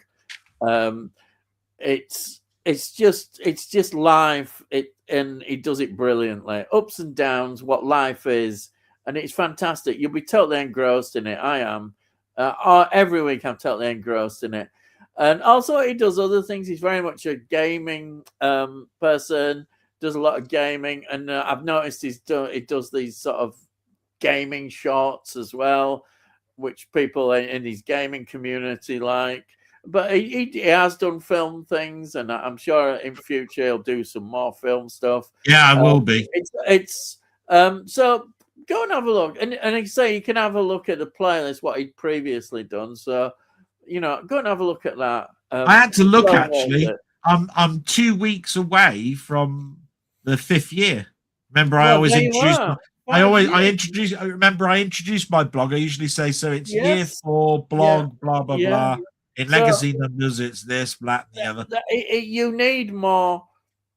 Your blog gets, as you pointed out, you said you get half of your subscribers watch your blog, which is pretty good. It's very Yeah, good. the It's figures. excellent. The thing that I like about it is that there's so many people that I can see that have got 4,000-5,000 subscribers in there. Yeah. And when I do look at their channel, I find that they've only had 70 views, and I'm going 8. Well, if Yeah. you do the maths, that means you've got 0.0001% Well, no, I'm of the your same. I mean, subscription base looking at your videos. yeah, I mean, some videos I put up don't get that good figures. They don't. I'm sometimes lucky to make. Occasionally it's 20 on a normal video. Other Yeah, but times, your shorts do my well, don't shorts. they? I've had some. Yeah, I've had a few this week of over 1,000. So I've been quite pleased with those, the 1,000 ones. But it's that gets me the subscribers, I think, doing the shorts. But yeah, so I think people, I mean, weekly watchers are not doing too bad. So I've kept that. I think people quite like some of that. And they like things, that I don't know. They don't like reviews as much. I don't think reviews go down, but I'll still do them because I'm stubborn and I like to do my reviews. Because I always think, though I'm doing the channel for my subscribers as well, I am in the end ultimately doing it for a bit of fun for myself, and Well, it's yeah. fun.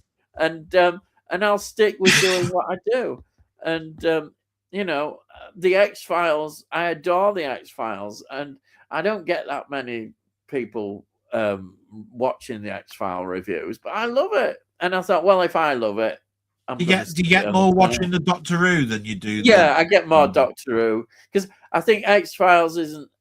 People don't feel as passionate as I do, maybe about it because it's Yeah. something that I grew up with in a way in the 90s.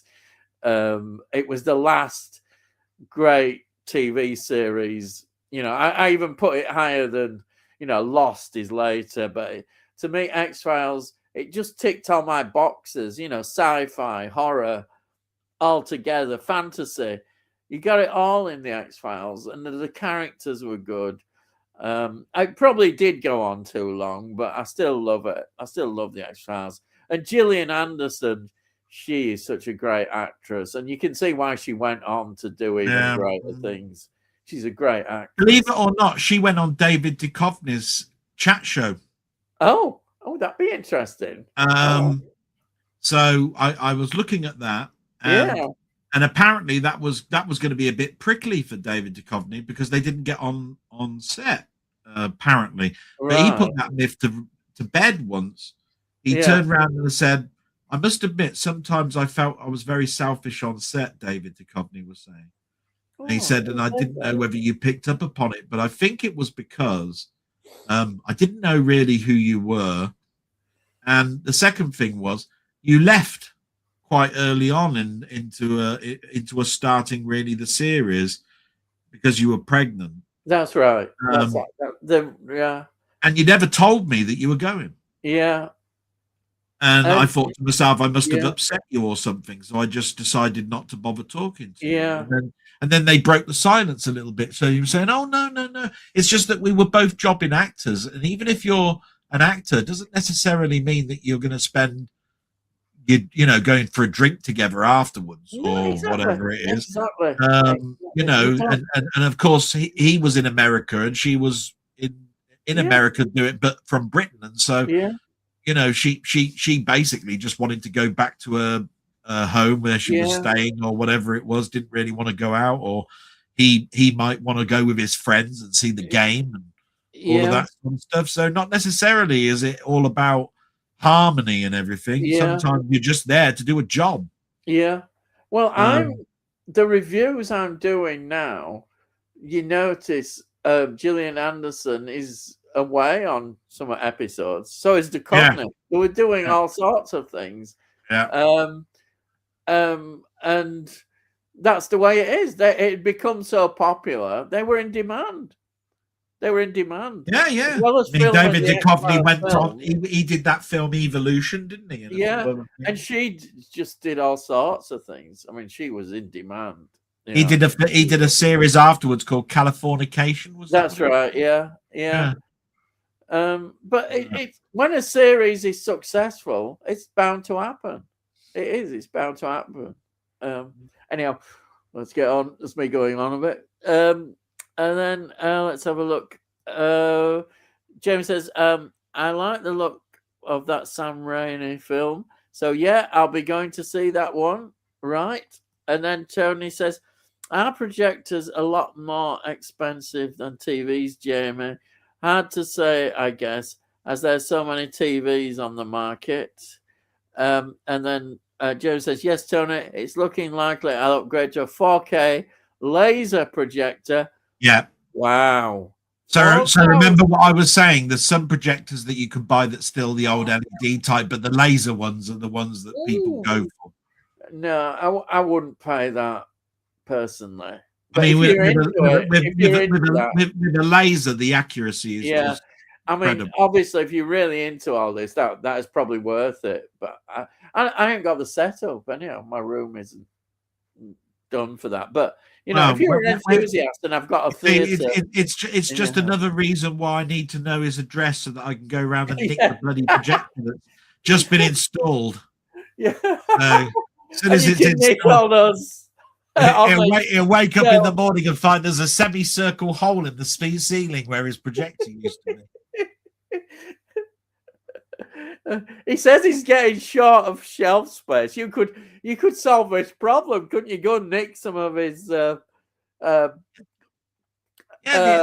it's in films. The And only then problem, the you only know, problem I'd have is I now need an articulated lorry, don't I, to go up the street without him knowing that it's in his street for me to put all the stuff in the back of it while he's sleeping. I'm sure. But if it's anything like a Theatre of Blood, where they saw Arthur Lowe's head off while he's sleeping, I'll find a way. Drugging him so that he's asleep and he goes all the way through it. Yeah, you can solve his problems. I love that film, Theatre of Blood. It's amazing how so many people don't like that film. I love that. Anyhow, Tony says, "Oh my God, my TV at that much more than 10% of that looks dirt cheap, and I'm supposed to be a good make, Sony." Oh, right. And now this is why I'm telling people, go and have a little look at some TV reviews. You will be surprised on how bad a name Sony has got. Yeah. Is it Sony or Sony? Oh yeah. I mean, at the end of the day, most TVs, whether they're OLED, LED, mini LED, all of that sort of stuff, the panels themselves are made by LG. And it's only the surround and the electronics that's made by the companies anymore. So if you buy a Sony TV, it's not got a Sony Trinitron screen anymore. It's got an LG panel. And it's the electronics that plug into that electronic panel that give it that black and so forth, because all the panels are manufactured by, just a handful of companies these days. It's like that Warner Brothers situation where their distributor was one of just a few that press CDs and DVDs, and they got a bad manufacturer, and they had a bad plant where they were coming from, and then it didn't affect Sony because they do theirs in another plant. You see what I mean? So their pressings didn't have that same problem. It's exactly the same thing. So when you see a Sony badge, it's not a Sony. Not like the old days. You had a Sony Trinitron, you knew you had a Sony Trinitron. You know what I mean? It was like that. Now it'll be an LG panel with Taiwan chips, and the only thing that is Sony is the little badge they put at the bottom that says Sony. You know what I mean? Yeah. So I mean, when I buy TVs now, my plasma was a Pioneer. Yeah. My OLED is a Panasonic. Yeah. Now Panasonic do make their own panels. Yeah.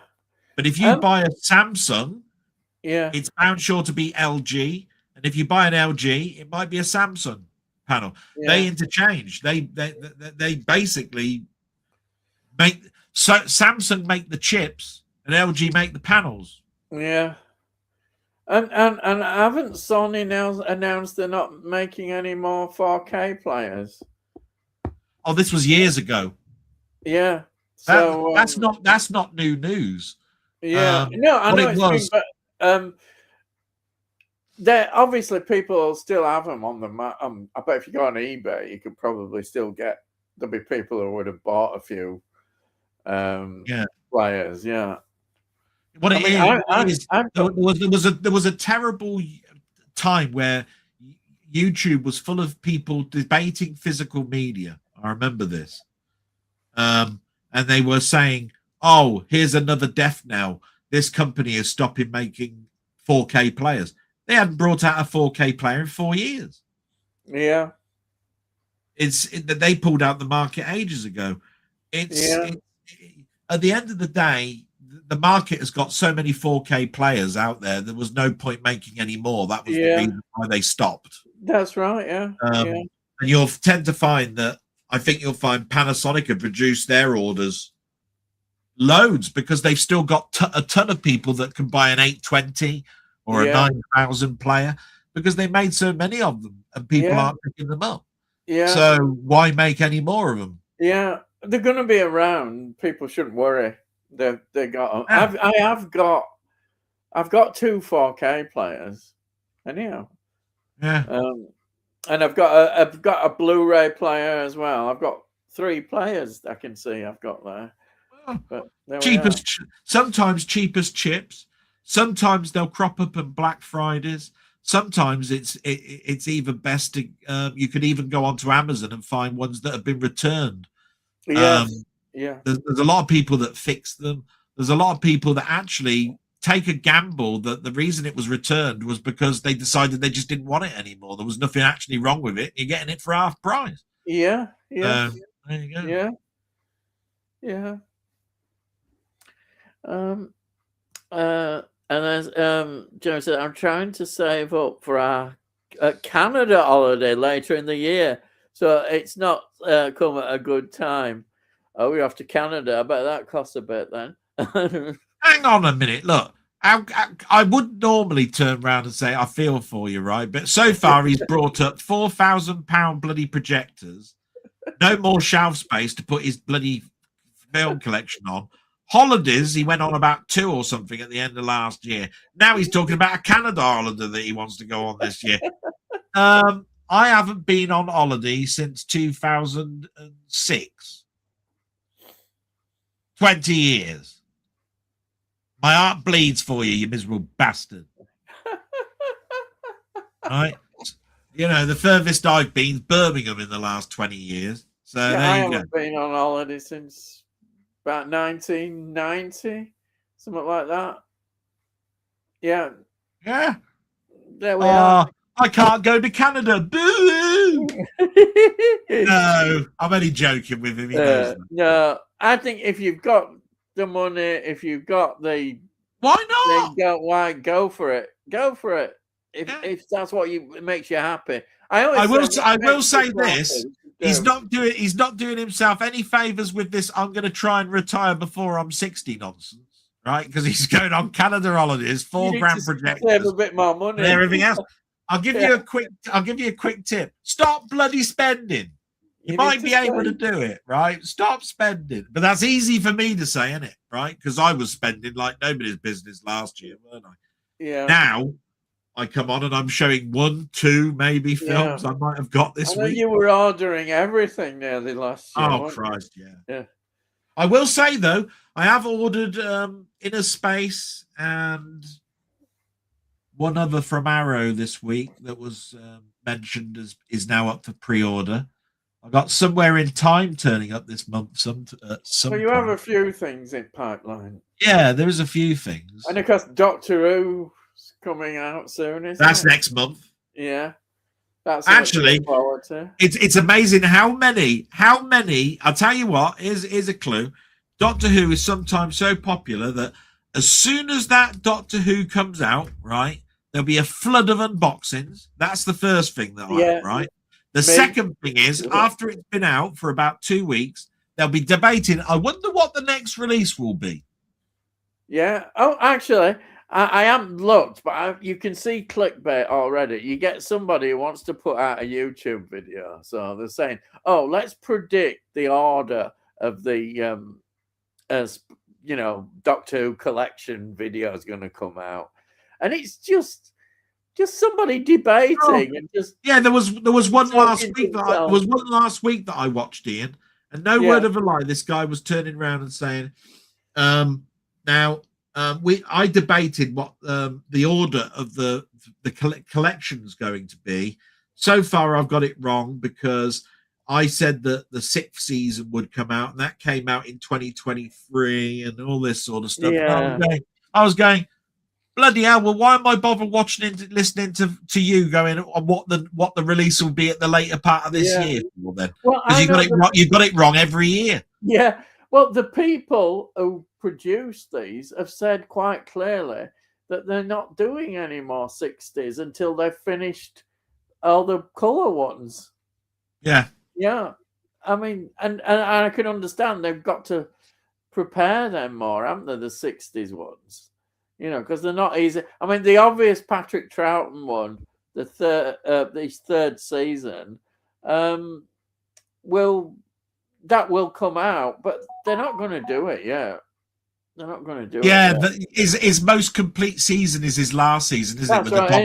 With the Dominators and the Mind Robber and War Games. I suppose it's season 6, they'll call it. Yeah, season 6. But I mean, at the end of the day, I think season 6 was good. I think season 5 was my favorite. Yeah. And that's I probably think that because got the least. season 4 has got so little of left. Yeah. Yeah. But the season 5 opened up so strong with the Tomb of the Cybermen that Oh yeah. We were that lucky to get that. I always remember how everybody in sort of a certain period of time says, "Oh, it's one of the best Troughton stories ever." It was lost for years, and then it was discovered, wasn't it? And they brought it out really quickly on video cassette, and it was exciting. I remember buying it and thinking, "God, everybody goes on about this." And it lived up to my expectations. It was great. it had silver writing on the front Yeah, on it the was cover and everything, wonderful. didn't it? They knew they'd make a lot of money, and they did. They Yeah, made a lot of it was money. their most sold VHS tape for a number Yeah, of years, wasn't it? because for years people had talked about that. Said, "Oh, Tomb of the Cyberman. I It's one remember of the that best." well, yeah, and Yeah, all the Egyptian mythology and all of that sort of it stuff, was on how the fantastic. tomb was. And Yeah, and we should be doing all this because um, we've got a special in the pipeline coming up. oh well, When yeah, we we'll talk finish about it. 100, and it's gonna. I might as well tell people it's going to be Doctor Who, classic Doctor Who, and we'll be discussing all things classic Doctor Who. So we'll Oh be yeah, having discussions like this. But that's something on the 100th episode. We've talked about it already, so we're going to go for it because it's something we both love. So much classic Doctor Who. We're going to and have a special. it's the thing that excites me about it is we've been on you've been on my channel and talked about Doctor Who, Yeah. And we've been on other people's, and we were talking about Yeah. Doctor Who the movies, didn't we? We were on a stream where we were going to do the 2 films, Yes. weren't we? We did one Yes. of them. I can't remember if we did the second one. I think it got stopped after a while. Yeah. But the thing that's fun about doing something like that with you, Ian, is that we don't even have to think about it. We got so much in our brain already that we could tell you a little anecdote about that episode or whatever it was or what we watched. You could just basically talk and talk and talk. Yeah. I mean, I don't know what it is, but I was so excited buying all those when it came out on VHS, Doctor Who. It was so exciting getting them. It really was. Anyhow, we'll go into that. I don't want to go too much, but we'll talk. We'll just talk in that way, and hopefully other people will talk about their experiences who are Doctor Who fans as well. Hopefully we won't put everybody off, but it's just something we're going to do. Anyhow, so let's have a look. And then Muckman says, Richer Sounds do 12 months interest-free credit, so may have to go there to avoid shelling out for it all in one go. Oh, is that the projector? I presume that's the projector. Yeah. I mean, personally, if I was buying a projector, Richer Sounds are all right, but I'd go to Oak Sound and Vision. I've never had a problem with them. They used to be a leading, like boutique shop that you'd buy stuff. These would have Marantz amps and all of this sort of stuff. You know what I mean? We're talking like, whenever people were buying hi-fis and stuff, they'd have all the Technics stacking systems. You know what I mean? Like this. I bought my Pioneer plasma screen from an Oak Sound and Vision. Richer Sounds are all right, but the thing that I would say about a 12-month interest-free credit, that's okay. But one of the other ways of doing it is that you can get an 18-month credit card interest-free credit card. Oh. And what you could do is you could buy that and then rip the card up. And as long as you pay it back in 18 months, you've got a better deal than the 12 months. Oh, that's quite. Because there's nothing wrong with, there's nothing stopping you paying a larger amount. But as soon as you buy it and then you rip the card up, it tells you what the minimum payment is. So as long as you pay that minimum payment, you'd have paid it off anyway. So I used to buy my phone like that. Instead of going in and getting a 2-year phone, a 2-year contract, I used to buy it on a card and then rip the card up, then pay it off in 12 months. And I used to pay for my phone that way. Anyway, stop being miserable, you bastard, looking at your phone while I'm talking to you. No, I I know was exactly what you're just checking I know something exactly out. what you're doing, you miserable git. I was just looking up. I've got enough people turned off when I'm talking for you to turn yourself off while you're talking. What it is, I was just having this question, and now I was having a job thinking about which ones. But anyhow, question: favorite Stanley Baker film? Oh God! And there's quite. Do you want? I'll read a few out because I think it's fair on you, really. Yeah, There's such a lot. Okay, so well, I watched a lot of the 50s and 60s of Stanley Baker. So Stanley Baker, obviously Zulu. Then we've got Hell Drivers, Robbery, which you reviewed about 2 weeks ago. Yeah, and Robbery as well. And Robbery is about the Great Train Robbery, really. Yeah, that's great. Sodom and Gomorrah. I've not seen that one. Yeah, seen that. They showed that usually at Easter. Yeah, the Guns of Navarone as well. It's a great film. That's The Criminal, a great film. Yes. And then Hell is a City, and then Eva, Zorro, Accident, Sands of the Kalahari, The Cruel Sea. Oh yeah, I forgot he's in The Cruel Sea.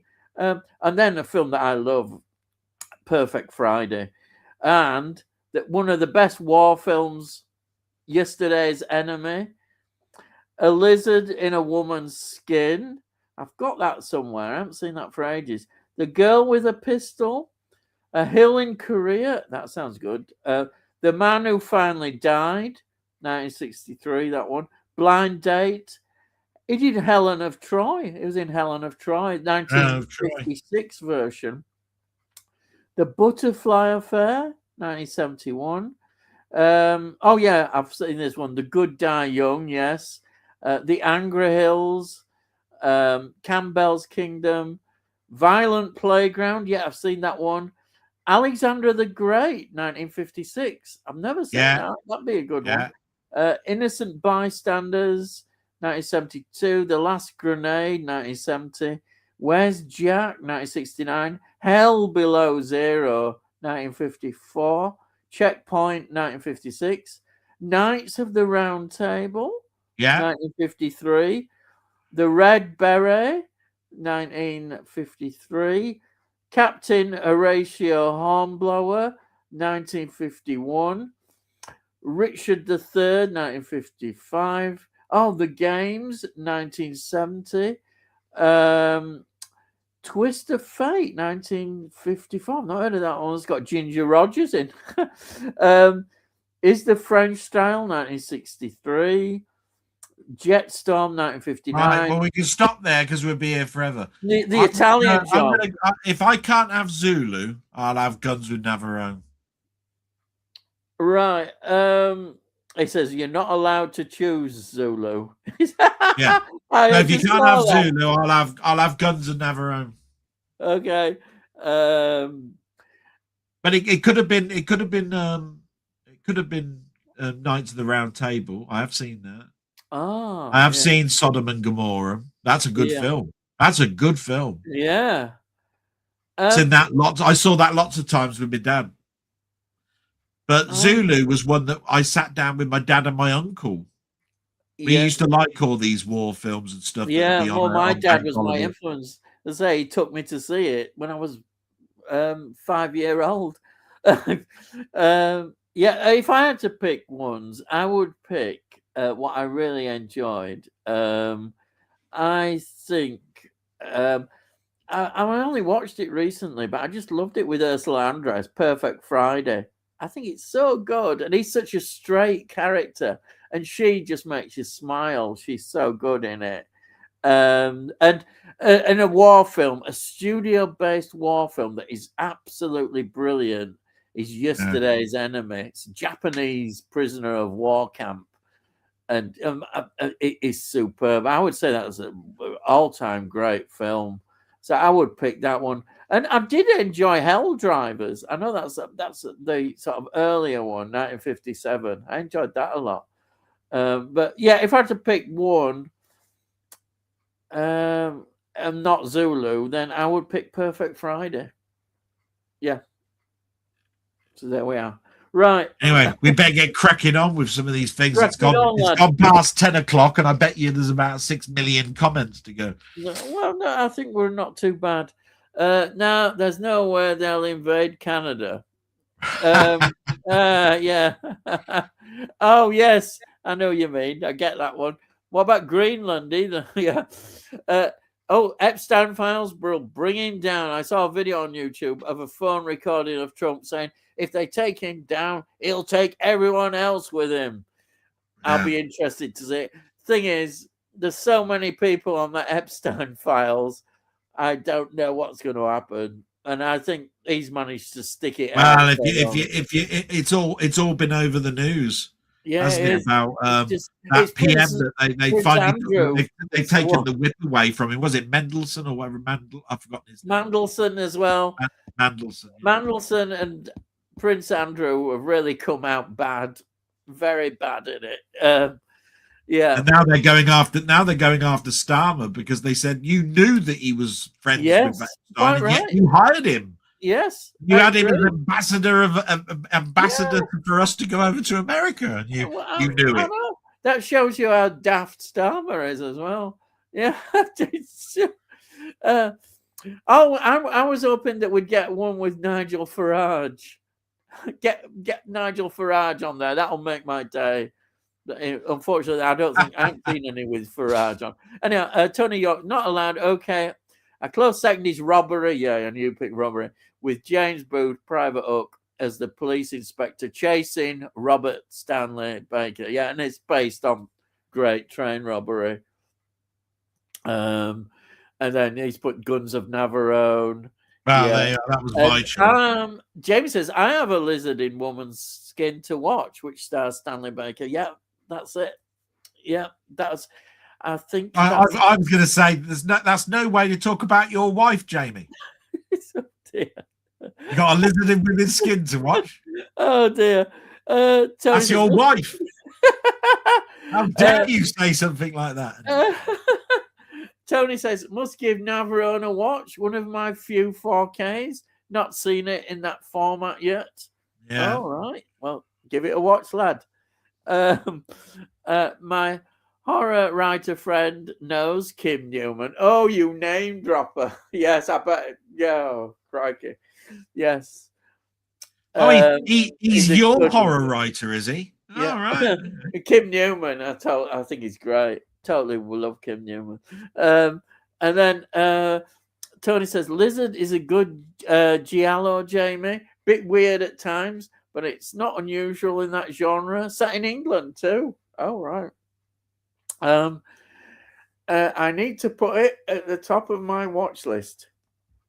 And then we have got Wee Bob Art. My gents just saying hello and listening along again. Hello, Bob. Hello. I'll tell you what, he's given me a load of films that I need to watch just recently. Yeah. I've got a watch pile now. I'm sort of like this. Yeah, massive. And then Sai says, hi, Wee Bob. And then Bookman, Ian and Dell, should we tell the chat which film we are going to talk about so it gives them an opportunity to watch closer to the time? Yes. And I've forgotten what it's called. It's about peanuts. Peanuts is in the title. I read the back of the box and I was most intrigued. It sounds intriguing. I'm sorry, I can't remember the name, but I know it's got peanuts in the title. But it's an independent film and looks intriguing, which we'll definitely watching. Well, I don't think there's I'll give a clue. I don't think there's too many films about disabilities in films. Yeah.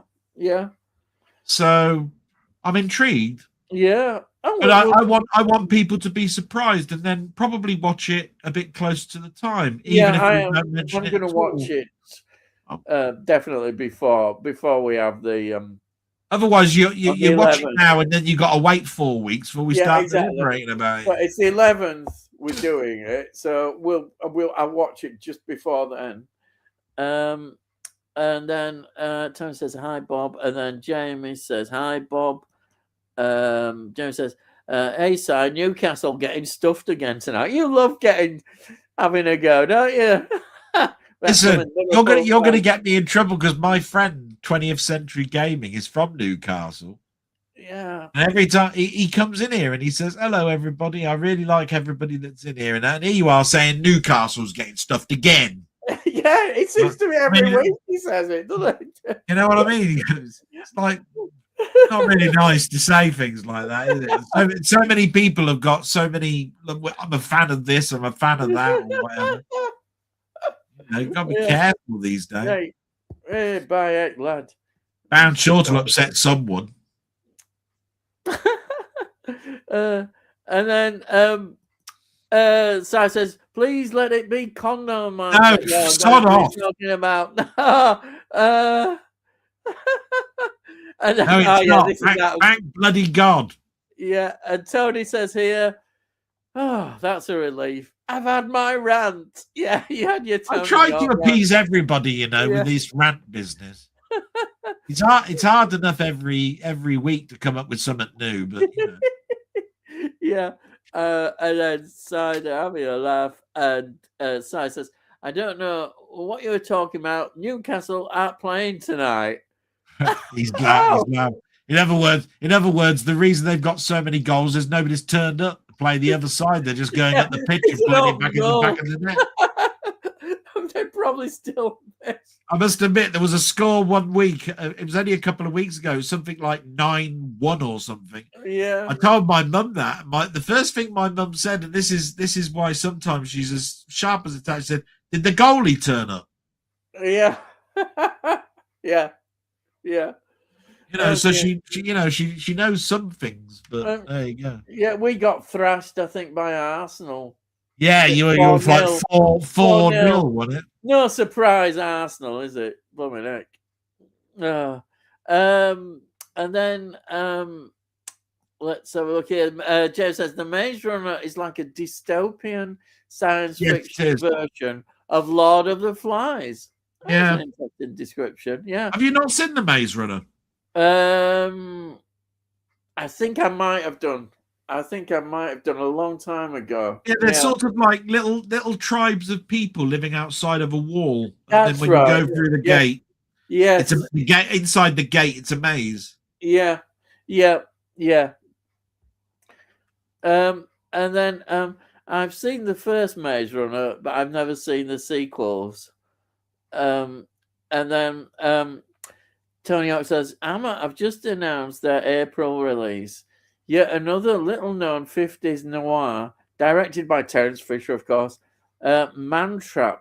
I did see an interview with a Hammer spokesman saying the original Dracula is, let's continue here, due later this year as one of their big releases." Oh, that'll get absolutely... Well, that is interesting because I haven't been informed what the next Hammer film is, even though I'm part of their mailing list. They're bloody awful at telling me anything. Yeah. Secondly, that they bring out 2 of the littler ones to every one big box, and they've and they said that there was 12, and then they'll say whether they're going to do another 12 after that. And if I remember rightly, they've done 1, 2, they haven't done as many. 3, 4. Yeah. 4 or 5 of the big boxes. So Dracula, if they are going to do it, it's either going to be in the next second 12 set or it's the last one of this first 12 set. Yeah, I hope it's personally, I'm hoping it'll be an end of year so I can buy it. But we'll see. They've only sold out of one, and that's Captain Kronos. Yes, yeah. Every time I look, it says this one sold out. All the others are not. What, including the Curse of Frankenstein, which I thought not sold out. Wow. Oh, that's a good one. Let's have a look here. Delboy, you must pre-order the Arrow releases of Hard Boiled and the Killer coming out soon. Oh yeah, Oh yes, the I'll have to look into that because I must spoiled. admit, Yeah, I'm very interested when Arrow do a release. yeah, And I did hear that Hardball was listed in yeah, 1 month's worth of. yeah, This is then the new release is coming from Arrow. yeah. But I think this month it was like they mentioned Soldier and Inner Space, I think, as part of their range coming out. I think for March. No, is it May? No, March, April time, I think. Yeah. So it must be next month that I should think Hard Boiled and Killer is if it's Yeah. if they're coming out soon. Yeah, I think it is pretty soon. Yeah. James says Redcliffe director's cut is 288 minutes. Si. Shit. Well, that's a bit long, isn't it? Split in 2 films. Yes, you need to have it split. Just think if we were back on the VHS tape days, you'd have to have a 4-hour tape and put it on long play. Yeah. Won't even fit on a 4-hour tape. Jesus. And then if it was on ITV, it'd have adverts all the way through. Yeah. And if they were selling it, it'd be you'd have a massive box set. Yeah, you'd have a two tape jobby, wouldn't you? Yeah. Like the Doctor Who days. Yeah. Oh yeah. Those Doctor Who ones used to get in big cases, didn't you? Yeah. Right. Right. I'll have a look for that one. Si says, and then Si says, assistant director would be to. Your question. Yeah, Francis Ford Coppola's Dracula. I would advise to change the casting. Yeah. Keanu Reeves. You know what? That would probably correct all the faults in that film, to be honest. I'd agree with that one. That's interesting. Yeah. With regard, Redcliffe just checked on back of my Blu-rays. Part 1 is 140 minutes. Part 2 is 142 minutes. Si. There you are, plenty there. Yes. The import it's probably the credits at the end where they got a bigger catering crew in. Yeah.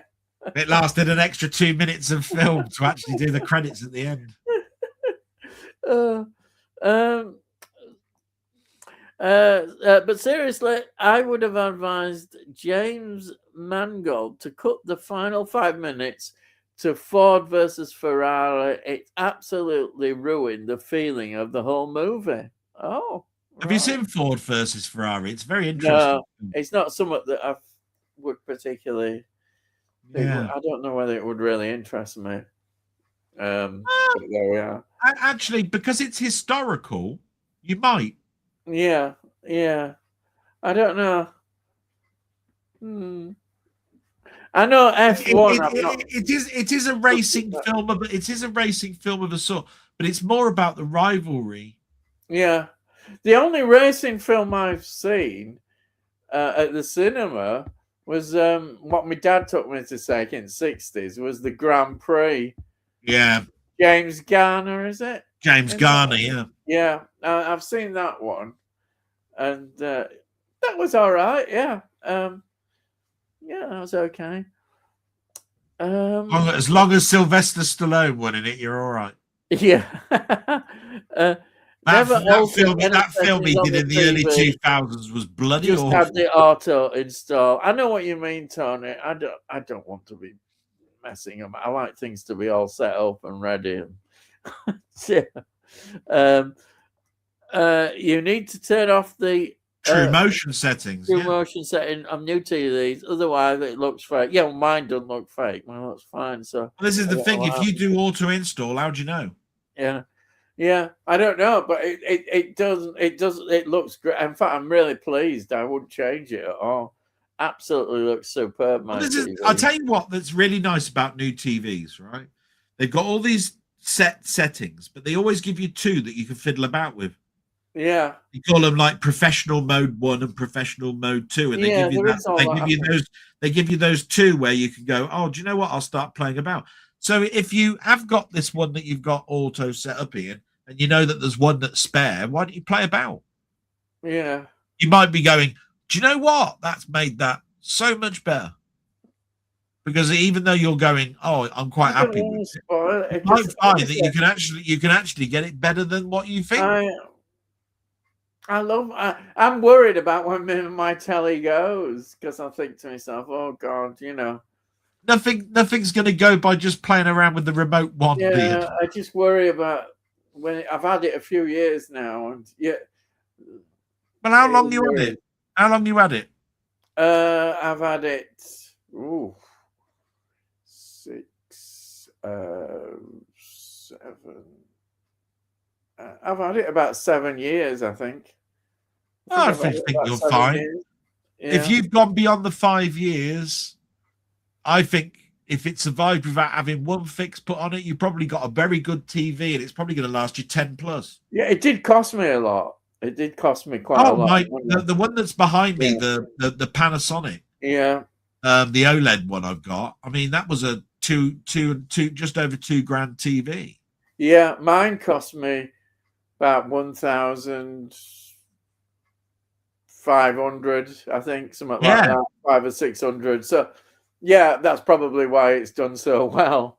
you know. But I just wanted. I went in shop and said I want a good TV that's going to last, and they Well, put me onto I this. always looked at life a little bit like this, which is I'd rather if pay if more. if one of your passions is watching TV, say, or whatever it Yeah. is, whatever it is, um, then spending the money on that is what you should do. Yes.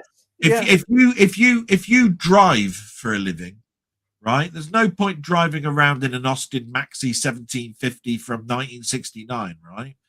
You might as well spend the money on buying the car that you want. You know, the one Yeah. that's the comfort with all the extra bits in it, Yeah. with all the electrical gadgets and everything in it, because you're gonna be sitting in that car for 7, 8 hours a day or whatever it is. There's no Yeah. point having a You might as car that you well. Yeah, can't I bloody get you. stand, Yeah. right? And So yeah. I have always tended to find that I cut corners on stuff that I don't give a shit about, and I spend the money on Yeah. the things that I care about. Yeah, well, that's what I thought when I bought this. I thought I really love watching films, It's and this is what I it's want why to do.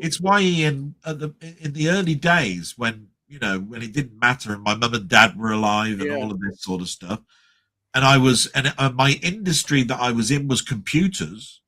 I changed my computer every 2 years. Yes. Yeah. It was like, right, I now need to. I now need. Now I've upgraded it. I now need to think from starting to scratch now. So I'll buy the new processor and the new graphic card and the new case and all of that sort of stuff. It only came to a point when my dad died and all of this sort of stuff that I had the computer. My last computer, it lasted me 13, 14 years. Yeah. And this year I've had to buy it. People, even then, people were saying, "Why didn't you take bits out of your old one?" I said, "Because the ones out of my old one are on its last legs. They were 12 years old. The parts that were inside there." I'm What surprised. about game consoles? Do you decide that there's a certain point where you're not going to get any renew the game console? No, somebody asked me this question: are you excited if tomorrow Sony said the PlayStation 6 was coming out? Would you be excited about it? And I said, the funny thing is I haven't been excited about a games console for 10 years. Oh, well, it's a long time. Yeah. Yeah. There was this other guy that was on YouTube that I was listening to today. He was he's one of the millennials, one of the Gen Z type people, right? And he was reviewing a TV program in the States called Computer Chronicles, right? Which was from 1991, right? Yeah. It was a show that was in America that was telling you about how you bought a PC. Technology. It was a bit like Micro Live. We used to watch a program called Tomorrow's World, Micro Live, over here, right? And they were telling him about how to choose a gaming PC, right? And he was listening to it and he was going, seriously, is this how you bought computers back in the day? And I was going, yeah, it was. Yeah. And the reason that he was having a laugh about it all was he didn't understand that that's pretty much how we taught people about computers. It was like, you dumbed it down. A graphic card. A graphic card is what shows on your screen. You dumbed it down to that level. And there he was going, why is he dumbing this down so much? I said, because that's how we taught people about computers. People didn't understand what the internet was. People didn't understand what a mouse was. Did you used to buy computer magazines and all that? Yeah, I did. PC Zone. I bought, Computer Weekly. Exactly. I bought no end. Different world. It was my industry, the industry that I was working in. I had to know everything that was going on. I had to know all the refresh rates of a monitor. I needed to know how monitors worked and all of this sort of stuff, because I knew I'd be called up about it if I went on an exam or something. Yeah. So, I think people forget that there were an age when we didn't have the internet. You had to live life differently. But it wasn't different. It didn't matter then. That's how it was. You didn't think anything. Anyway, that's technology. We're not here to talk about well, we're here to talk about anything. But I mean, you know what I mean. We can talk about anything. But the thing about it was, this is the interesting thing. When he was talking about this gaming computer, right? Just so everybody knows, they were talking about the new Pentium 4 processor, right? This is how far it was, 1993, right? And he looked it up and he said, well, wow, it looks very much like it was a much more exciting time back in the 90s buying technology. Because according to this report, I'm just reading this report while I'm watching the program, the megahertz processor of this thing was 500, and they were talking about a 1.7 gigahertz processor. That is 3 times faster than the processor that was out the year before. This is when it was exciting, because if you bought a computer last year, your PC was dead, because the next year it was 3 times faster. You don't get those jumps anymore. You do not get a jump, a systematic jump, right, in speed that gets you exciting. As soon as they brought out a graphic card, it's dead. It's old technology, and they're working on the next one while they're bringing out this one. Right. Tony York says, never heard of it. I'll have a look. And then the Sony 4K laser disc projector I'm eyeing up lasts 20,000 hours. Yeah, that's a 2-hour film every day for 27 years. Oh my God, you're calculating that. Yeah, you're never going to worry about it, really. But I mean, the one thing that people do think about is, if I'm using a projector, am I going to watch normal telly on it? Right? Because then if you're going to have that and you have it on for 8 hours a day, and then it's 8 hours every day for 7 days a week times all of that sort of stuff. Plus, remember, it's going to look immaculate when you put a true image like a 4K Blu-ray, player. What's terrestrial compression like being broadcast on a wall? All of these things go into people's minds, but actually, if you ask Jamie or me, we'll be turning around and saying, you haven't got a problem to think about. They're designed to be now everyday devices that you put even BBC onto, out of a projector. So you don't have a problem. Gaming is now done on projectors. I was talking about technology just now. In fact, they look amazing on laser projectors. Laser projectors are so versatile. If I had the $4,000, I'd do it. I just haven't. Yeah. Oh, right. Well, you might do one day. Who knows? One day you might be able to. I know what I'll be saving for once things go tits up for me. So and then McMahon says, Del, my setup has the projector hanging from the ceiling. Oh, right. Yeah, so he's got his ceiling mounted. Yeah. There goes another person unsubscribing after Ian's advertisement for Dell. I am laughing at that joke. Yeah. True Motion is the name of it on LG TVs. It's defaulted to on which helps watching sport, but makes the motion look weird for watching TV Yeah. and So films. think about this for a second. When you're watching a big TV and it's wide, and Yeah. the tracking shot that goes from left to right, it's got to redraw the screen, right? And it jitters. There's what they call jitter correction. Right. Right? It judders. So they put this thing called true motion on to make it so it smooths that out. But if you smooth it out, you get you get things like motion blur and all sorts of stuff that appear on the screen. You don't need any of that on.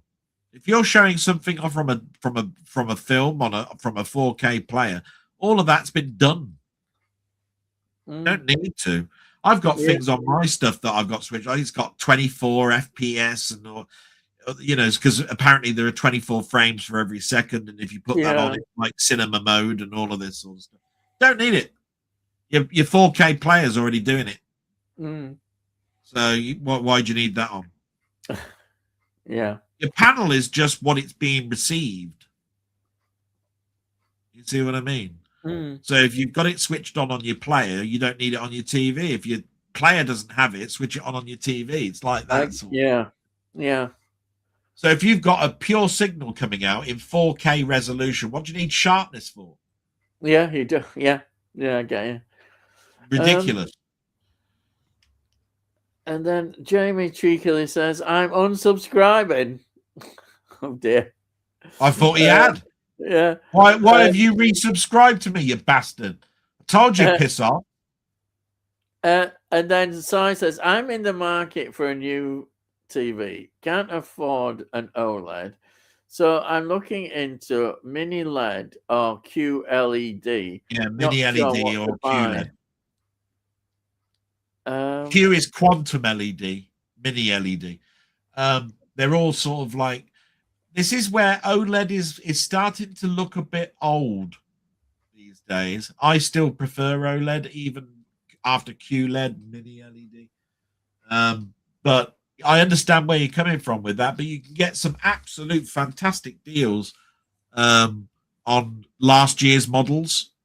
If you go into a proper place like Richer Sounds or Sound and Vision, and you look at the year before's model of the one that's come out this year, you'll tend to find it's at a price bracket you can now afford instead of buying a new mini LED or mini QLED. If OLED is your passion, OLED is expensive. But I do love OLEDs because I think they are the best for blacks.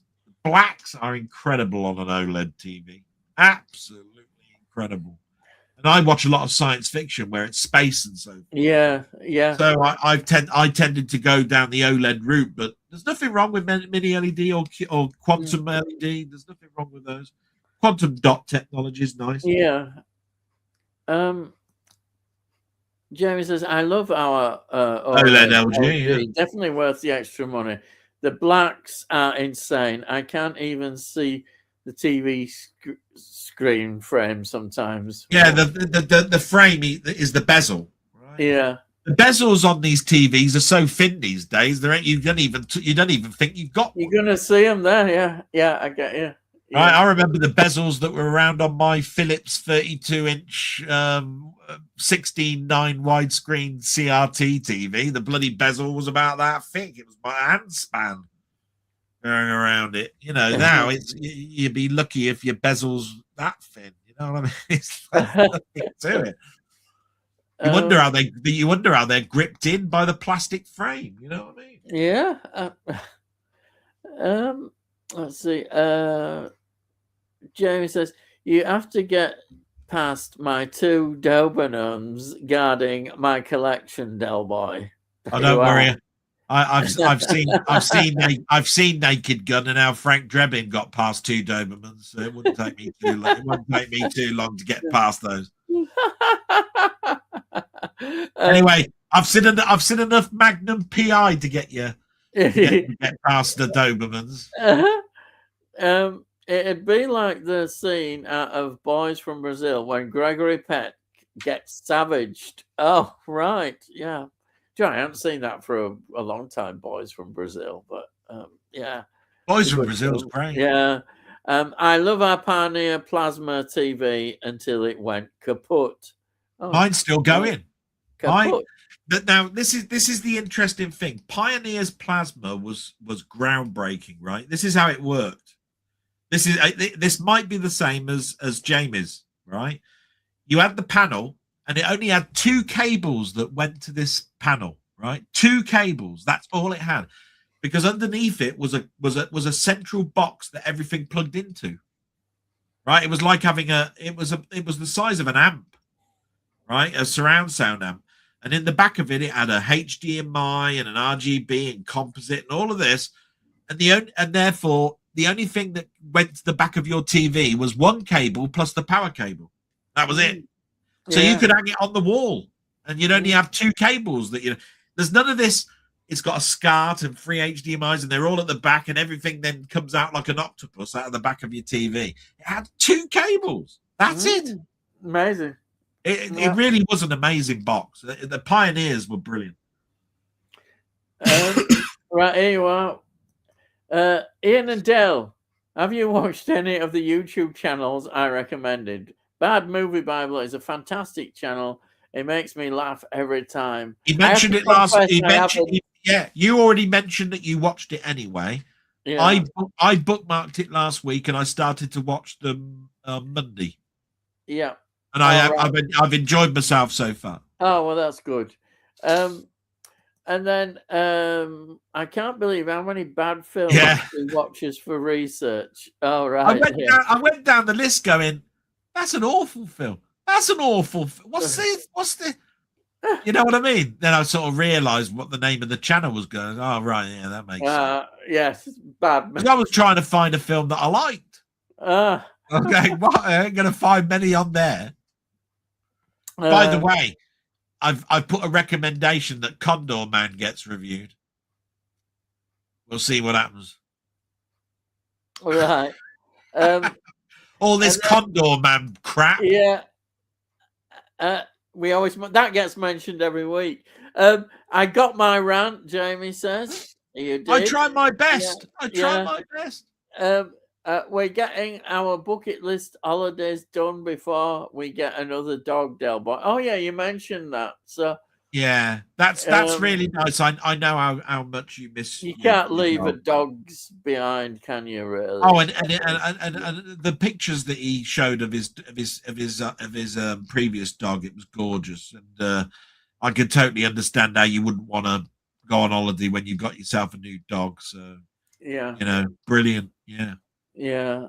And then Sandy says, dogs are awful and noisy and a pain in the rear. Get a cat. Rescue cats need love. You know what? I love cats and dogs. And we had at some points in our lives, we've had a cat and a dog in the same house, and they've gotten on like a house on fire. They don't hurt each other at all. You know, I must admit, it's very problematic, isn't it, when you bring any new animal in to go with your dog or your cat that you've had for years? Yeah. You know what I mean? They're wary of each other. They don't like each other, all of that sort of stuff. All of a sudden, though, they suddenly start clicking, and then they're all right. Yeah. Sai says, dogs rule. And then Tony says, looking forward to the classic Who special. Yep, we're looking forward to it. It's gonna be definitely. Fun. But I've got to reach 100 yet. That we're getting there. We're 93. Only 7 more episodes. Yeah, we're catching up with his actual age. Yeah. And then Sandy says, dogs drool, cats rule. Oh, blimey. Yeah. And then Cyrus says, why do you think that Doctor Who hasn't transferred to cinema like Star Trek has? That's an interesting question. I've got my own opinion. Go with yours. No, I mean, I did enjoy the Peter Cushing films. The second one being the best. I was going to say, Ian, just before you go, the first thing I was going to say was, there's nothing wrong with the 2 films. Yeah. Came out, but I know what he's talking about. So carry on. Yeah. And I have to mention the hybrid film And you know what I'm going to say, don't you? Oh yeah, The Paul McGann film. yeah, but he's Um, talking cinema. So yeah, carry on. well, that probably was. I wonder if it did get any special showings in No, cinema. never It went to didn't. the never went to Did the it go cinema. straight? I just thought they would have tried it a special The only showing. thing that went to the cinema is in the new modern Doctor Who, where they showed the 50th anniversary at the cinema at the same Oh time God, as it that'd was be being awful. broadcast. Oh my God, if I had to go and watch that, I'd have And been. they showed it in 3D as well. You had to buy you Oh, could buy even the more glass. nightmare. Oh, horrible, Anyway, carry on. horrible. Carry on. Why hasn't it transferred to cinema? I um, there's a lot of things you could say. You could say that for me, Doctor Who, the charm of Doctor Who is a lower budget. It really is. And it's proved it, I think, with this Disney thing. This Disney thing, they may have the best special effects going, but if you've got a crap story and a crap doctor, it's not going to improve it, no matter how good the special effects are. And um, one of the charms that you don't get nowadays with Doctor Who is the cliffhanger endings. You know, when it was in episode format, which, but I think me and Del both love the episodes the way they were. For us, it means, whereas you don't get that in modern Doctor Who. So therefore, I can see people thinking, oh yeah, we could do that, extend an episode, make it a cinematic episode. But I don't think, I don't know. It's something about Doctor Who, which to me is, it's just TV. It's not cinema. There are certain things that we may like in television series that, you know, don't work as well or are very different on the TV, on the cinema screen. I'm thinking, I've got to say it. Yeah, the X-Files.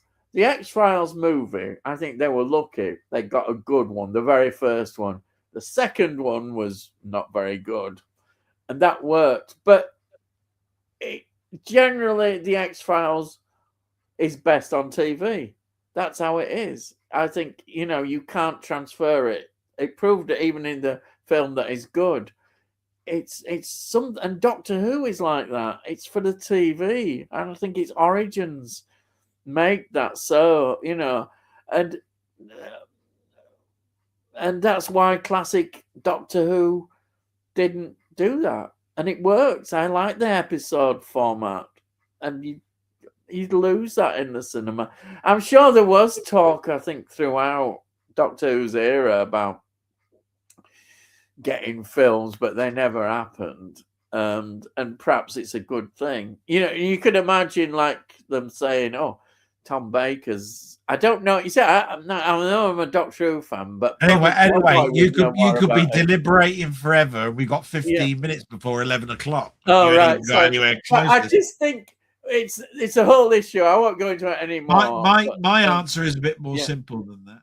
I would say that it's much easier to make a film of Star Trek, which was in an episodic format of 50 minutes, where the maximum amount of episode time was usually 2 episodes, right, where you joined them together, than it is a drama that was split into 4, 6, 10, and you have to explain more about Doctor Who than you do Star Trek. We already know through years and years of watching cinema a ship going through space and coming across a planet and something happening, where it's much harder to explain about a bloke that's come from a planet that's here, that's a Time Lord, that's going around in a broken thing that doesn't work, that's got companions that come from here and there and everywhere.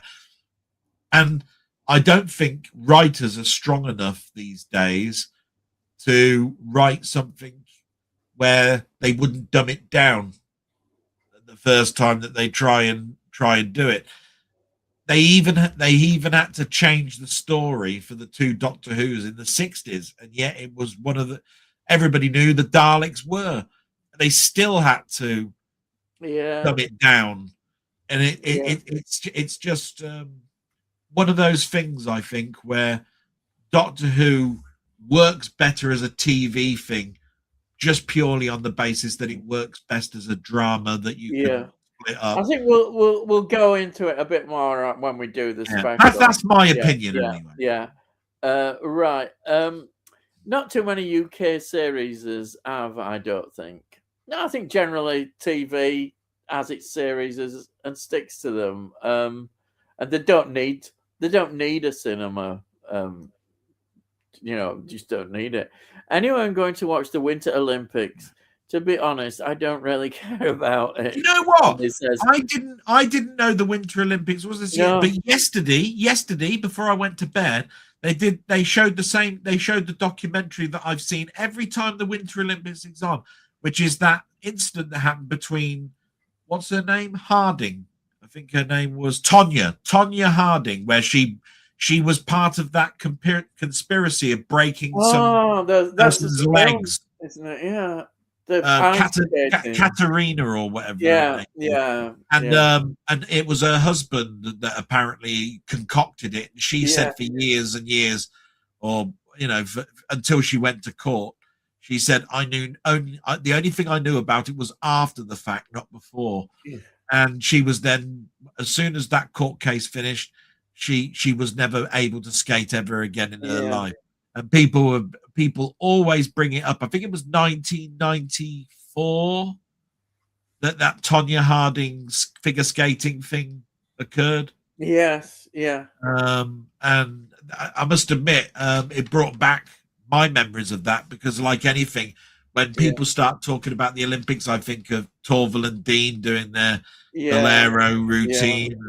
And every time the Winter Olympics is on, I'll put Cool Runnings on as a film, because I'll watch the Jamaican bobsleigh team. What about Eddie the Eagle Edwards? And Eddie the Eagle Edwards? Yes. But the Jamaican bobsleigh team is one of my favourite comedies. Yeah, Cool Runnings. I thought that was brilliant. Right. Let's have a look. Tony says, apart from the boom of TV sitcoms around the late 60s into the 70s, when they did transfer some sitcoms to cinema. Steptoe and Son came out. All sorts of stuff, I am Sandy. I love watching the Olympics. Oh, well, that's good. Yeah, I mean, people get into it. Sometimes the Olympics is a thing that you start watching it and get into it, and it's good. But I've not heard much about it. But maybe I'm just not watching in the right places, publicizing it. Sandy says, nice. Sorry, Robson. Hope you enjoy it. Yeah. Tony said, I didn't even know there was Olympics until I saw the Google animation earlier today. Yeah, that's how I kind of felt. Yeah, Google's got that animation of ice puck thing, where you throw your puck down the ice rink, and they've got the brooms and they're going. Yeah. Oh, yeah, all that stuff. Yeah. And Sandy says, I'm obsessed with downhill racing and bobsleigh. Yeah, bobsleigh is exciting, I think. Yeah. And then I bet you he watches Ski Sunday every bloody Sunday. Yeah. Oh, I've got that tune in my head now. Yeah. Sandy says, that is so dangerous, I can't watch. Do you remember a few years ago in America, a guy came off the track, hit a concrete pillar, killed him. I've not been able to watch those since. Oh my God. Yeah, that's terrible. Yeah. I don't know what else to say. I mean, it is one of those things, isn't it? There is danger in everything. I mean, we watch, even like Formula One and stuff like that, and they put all the safety margins in that you could ever do, but you can't predict the unpredictable. No. You don't know whether the guy hit a bump. There was a piece of ice sticking up that was like a shard or whatever. Yeah. He's going down a hill. 120, 130, 140 miles an hour on two pieces of fiberglass. Yes, yeah. Which they've gone and put a load of wax at the bottom of it to make it go even bloody faster. Yeah. And all he's got is two sticks that he's got in his hands to steer him by. Yeah, you're going to hit something, aren't you? I mean, you're going to slide, and when you slide, what's going to stop you? Yeah. You've got the most streamlined bloody costume on that you could possibly have. Yeah. So that wind goes past you. Yeah. And if you slide, that's it. Yeah. You're going to keep sliding and sliding till you hit something. It's bound sure to be a tree or something. Yeah. And in this case, it was a concrete pillar. So the costume isn't going to offer much protection, is it? You think about the bobsleigh, right?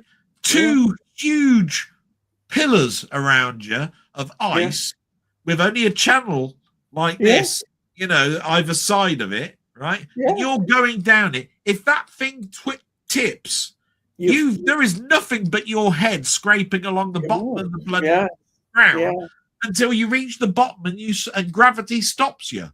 Yeah. Yeah. There ain't no break on your head, is there? No. Oh. So when somebody turns around and says, "Would you like to have a go in a bobsleigh?" I say, "On your bike, mate. You think I'm going down that thing? You got a bloody thing coming." Yeah, no. I agree. Right. Tony looks stupid or something. Man who finally died and violent playground. Oh yeah, both have Peter Cushing starring opposite Stanley Baker. Brilliant. Peter Cushing, absolutely wonderful. With Stanley Baker, great, absolutely. Si says, have you seen that the angry mob is out in force with the casting of, what's that, Lupita Nyong'o, a black actress as Helen of Troy in Christopher Nolan's The Odyssey? I don't think I've heard anything about that. Was Lupita Nyong'o what goes in that warrior queen thing, that black queen? I don't know. I honestly don't know. So there's been some controversy, has there? Anyway, I'm going to shut up so you can read out the comments because we're never going to get them finished, are we? Yeah, Sandy, that's what I love about downhill skiing is an element of danger. Why are people? Oh, yeah, this is true. Why are people permanently angry these days? Sure, it's got worse since 2020 and COVID. I agree. People are angry all the time. Why? People get angry about anything. Cats kill birds. I'm a dog person. Our last dog was incredible. I know how much you loved your last dog, Jamie. I won't get into the cat dog debate because I like them both. Tony says, my dad liked cats better than dogs. I'm always concerned about them scratching with their claws as they can jump virtually anywhere. I get that as well about cats. Yeah. My partner had a cat when we first met. It jumped up on kitchen counter all the time, unhygienic and a pain in the ass. Oh, right. As long as it didn't rub its ass along the counter. Yeah. I like the last 5 minutes of Ford versus Ferrari. I mean, it's happened after all. Ian, you should watch this. It's a fantastic film. Christian Bale is brilliant as Ken Miles. All right. Yeah. So it says, but showing what happens to Ken Miles was a gut punch.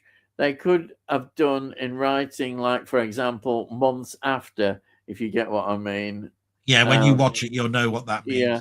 I cried. If you haven't seen it, I'll send it to you. Damon turns up to see his son and wife. Oh, crikey. And they say, that got me. It sounds very powerful, that. And then I'd go as far as say it's my favorite racing car sports film. Love the characters and story. Yeah. And he says much better than F1 anyway. I know you're not a fan of that, are you? Rush is a great racing car movie. I've heard that mentioned as well. I love Rush. That's in 1966 it was, Grand Prix. That's what I mentioned, that I'd seen. Rush is okay, but flawed. Well, yeah, there's some that turn around and say it wasn't quite like that. I mean, Rush is. I do like Rush because I've seen so many documentaries about. Yeah, and of course Ron Howard I think directed that. All right, and then James says, Rush is good, but I still prefer Ford versus Ferrari. Yeah. And then I can't remember Grand Prix. It must be decades since I saw it. It's funny, I can remember that better than what I had for me tea yesterday, probably. Every time that film is mentioned, Grand Prix. Yeah. The other film that comes into my mind, and it has nothing to do with it, is the Evil Knievel movie. Oh, Don't know why. oh, I don't know. All I mean, the thing I also remember is that we had a scale electric in '60s, and when I went to see Grand Prix, that we were looking at the cars, and they were like the models exactly in the scale electric, the same sort of designs and what have you. we It was couldn't afford quite scale. good. We couldn't afford scale electric in our house, No. or a train set. To be The quite honest, do you know what the problem was with scale electric was? You had to make sure that track did fit together well, because well, yeah, sometimes because it didn't. the metal bits had to interlock. That's right, and it could become a problem, sort of wear. I think after a time. We never had the space or the money. Yeah, it does take off. We had to move a lot of things. We couldn't keep it up. You had to play it and then take it down.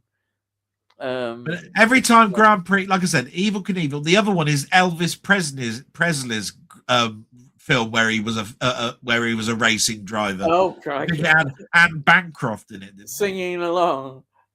Oh, Anne Bancroft. Did it have Anne Bancroft? Did it have Anne Bancroft Oh. in it? Yeah, Anne Bancroft's all right. Yeah, I like Anne Bancroft. Yeah. Sandy says Daniel Brew should have got an Oscar for playing Lauder in Rush. Oh, is that Nicky Lauder? I don't know things. Is that him that had a big crash and his face got? Yeah, Rush is about James Hunt and Nicky Lauder in the 1976. I think it's 1976 season where Nicky Lauder he had a big rivalry with James Hunt. And in one of the races where he had trepidations about the race, he actually was in an accident, but then he was in hospital fighting for his life, and within the next time between 3 races, he was then racing again.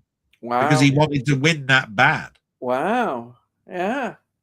In the end, there is a finale where there is literally only points between them. Yeah. This is at a time where Nicky Lauder hadn't been racing for 3 or 4 races. I mean, this is where you get if Hunt had become first in all of those races, there would have only been a couple of points between them. This is how far Nicky Lauder was ahead. Yeah.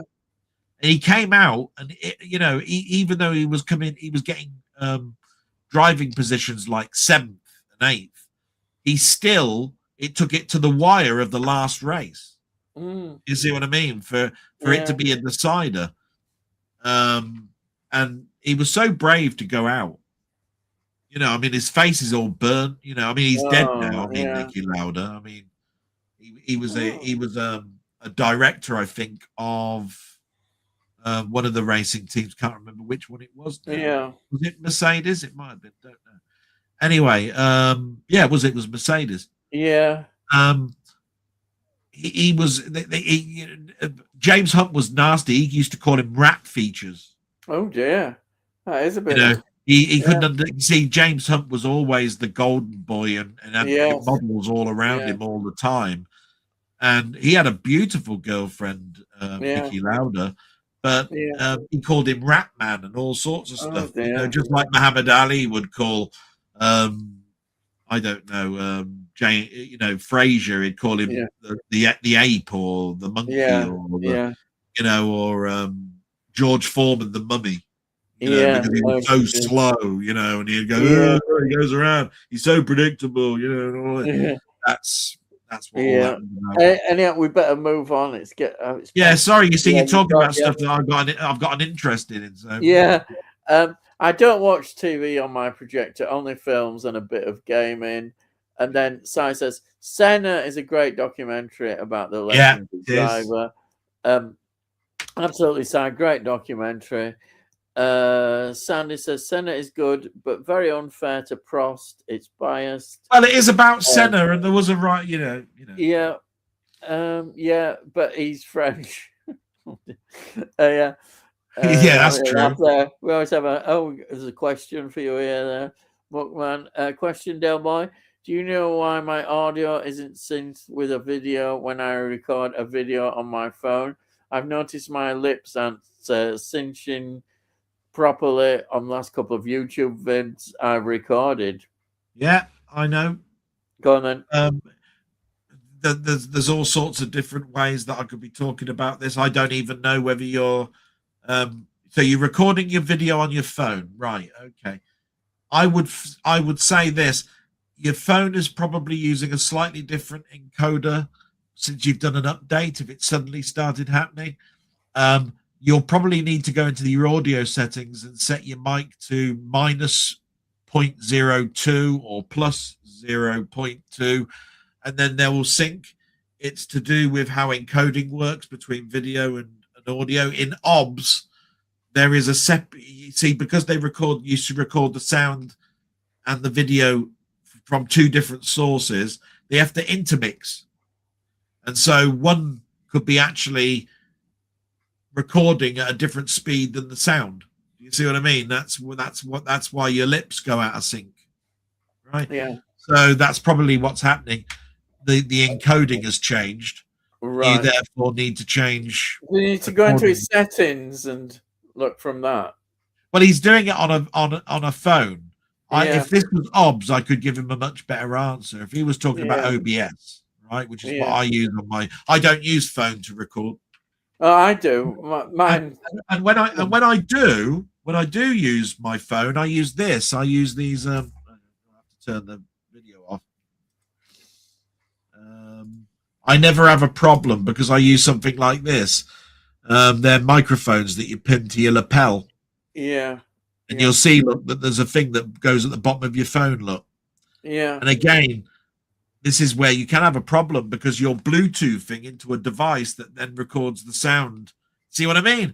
Yeah. All of that can cause you the problem that you're getting.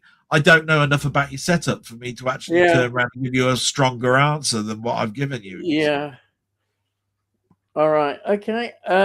Sandy, I've been 3D printing DVD racks all week, having them color coded too, but they are going to take a lot of room, although will look super cool. Will have to look good. And then he's put DVD racks, Jamie has. Yes, to display them on my walls. Why buy shelves when you can 3D print something cool? That's an interesting idea, yeah. Are you talking about putting the cases up on a wall and you put them all together and you've got a wall filled with DVD cases? I don't know. It could be, couldn't it? If that's true, yeah. The only problem I've got with something like that is the light can fade the covers. Yeah. And he says, cool. Will they be sturdy enough to hold multiple DVDs? And he says, yeah, I have 4 on the wall already. Each is red and holds 20 DVD boxes. Oh, so it's shelves that hang on the wall. Right. Right, they're racks like shelves. Yeah. And then Jane says, chaps, Darren Only Sands, who appeared on my Xmas live stream with Ian, is doing a live British horror film stream tomorrow night at 10 p.m. It's interactive voting for the best British horror from a short list of about 20. I'll be there voting. Would be good seeing you in there too. Well, see, you've become a billboard for Jamie mentioning other people's bloody programs. If it's not his, he's advertising somebody else's thing or whatever it is. You know what I mean? I'm surprised he didn't mention it last week, giving us a 7-day bloody countdown to the damn thing. Do you know what I mean? Miserable bastard. Oh, and sorry. We publicised that for everybody. Yeah, publicise that one. Look, there you are. Free billboard program. We're going to start charging for advertising. It's a good way of making money, isn't it? You know, because we're getting our voice across now to the millions. So we ain't gone to Patreon, so yeah. You know, that 30-second commercial would cost you thousands on ITV. So there you are. And then Sai says, I'll have a look at it. And then Tony says, Craze is my vote. Hope it's on the list. That'll be interesting if it is, yeah. Oh, the British horror. Yeah, that's is that Jack Palance? I think in Crazy. Yeah, I think it is. Don't think it will be Sylvester Tony. McCoy was in a weird horror where he was in a stately home and these people tried to rob him and he's And actually he going was, around. yeah, That was a yeah. weird horror, wasn't it? Do you think what? Don't think it will be Tony, and then didn't think it would, but it wouldn't be, would it? No. He's got some voting already going on his post section. Narrow it Oh, down. right. Some of my favourites haven't even got close to getting included in tomorrow's live stream. Well, I'm sure that I'm happens going to with have a look all. at that tomorrow We've during always the got day. his own sort of films, and often they're not in there what we consider great films. You know, I mean, if it doesn't include Suspiria, I'm going, oh dear. It's Suspiria British then. It's Suspiria British. It's Italian.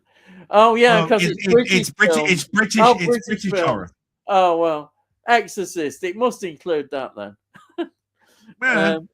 I've been on the channel page and cast my votes. Oh well, that's good. Well done, Si. Yeah. Oh, I forgot. It was sad to hear about the passing. Yeah. Oh, John Virgo. Yeah, Snooker. Yeah, 90 was he? Was it? Did they say he was 89 or 91? I can't remember. Really? Oh, that's quite old. Yeah. Yeah, it's a good age. Yeah, very sad side. Great snooker personality and commentator. Yeah. And then I use the microphone plugged into my phone. Maybe it's that then. Yeah, this is like it's like I was saying. If there's an adapter that goes in the bottom and it's using Bluetooth, and he says, "And on my lapel." It could be that. Yeah. Exorcist is an American film. Exorcist is an American film. Oh, I always think of it, but you're right. Yeah, it is. Yeah. Sometimes you got to look at these things and say, is it actually a British film but American distributed? Yeah. So you could have been right with Exorcist. Probably about The Omen. It's probably then because that's set in our country, isn't it? Omen. But I bet it's American, isn't it? So that was, if I remember rightly, done by Richard Donner. Richard Donner's American. I think it was Warner again. I'm not sure. So it's American money. Yeah. But it was filmed over here, but it's classed as an American film. Right. I get it. Yeah. Where a Hammer film could be classed as British, but has an American distributor. Yes. But it's still classed as the studio is British. Yeah. So there you are. I get that now. Yeah. And then Tony says, "Good night, all, and thanks." Good night, Tony. Thank you as always for coming. Cheers, Tony, and thanks, Tony, for sending all those lovely DVDs that we're going to be talking about for the next 2 years. Are you thinking of The Omen, Ian? Yeah, that's what I was. But we just talked about that. Delboy says, looks like some Hammer will feature tomorrow. Yeah, because Hammer is a British studio. Yeah, it's got to. Hammers, yes. And night, Tony. And that's it. Thank you, everybody that's contributed through all their support of this when we come on every Wednesday. Every week we're here. There's some more. Jamie saying, "Good night, everyone. Good night, Delboy, you bastard." That's cheered me up, actually. That's cheered me up. And then Si says, night, guys. Great stream as usual, Ian and Delboy. And as usual, special shout out to Mrs. Del. Thank you, Si. I must admit, it's been a bit of a difficult time for my mum, so I'll definitely mention you for definite. As I say every week, thank you, everybody that just, even if you just come in and watch us, thank you so much for supporting us. And as I say, people often watch it on throughout the week, and we get after over 100 or more people watching.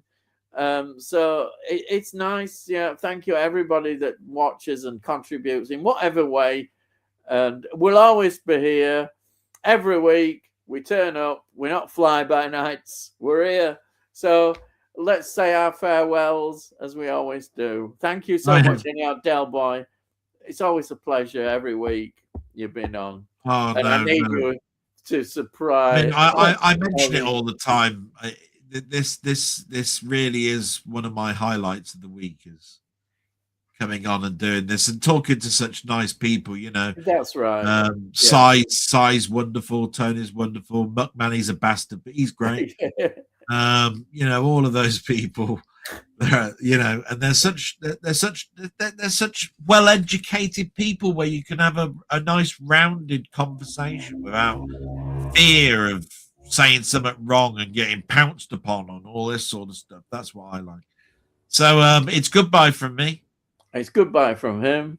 Good night, which is really the two Ronnies, isn't it? Really, but I'm just going to say my goodbye because I always say salute, because Frankie Howard was one of my favorite comedies to watch with Up Pompeii, and it used to be his closing comment. And over to you, Ian, with yours.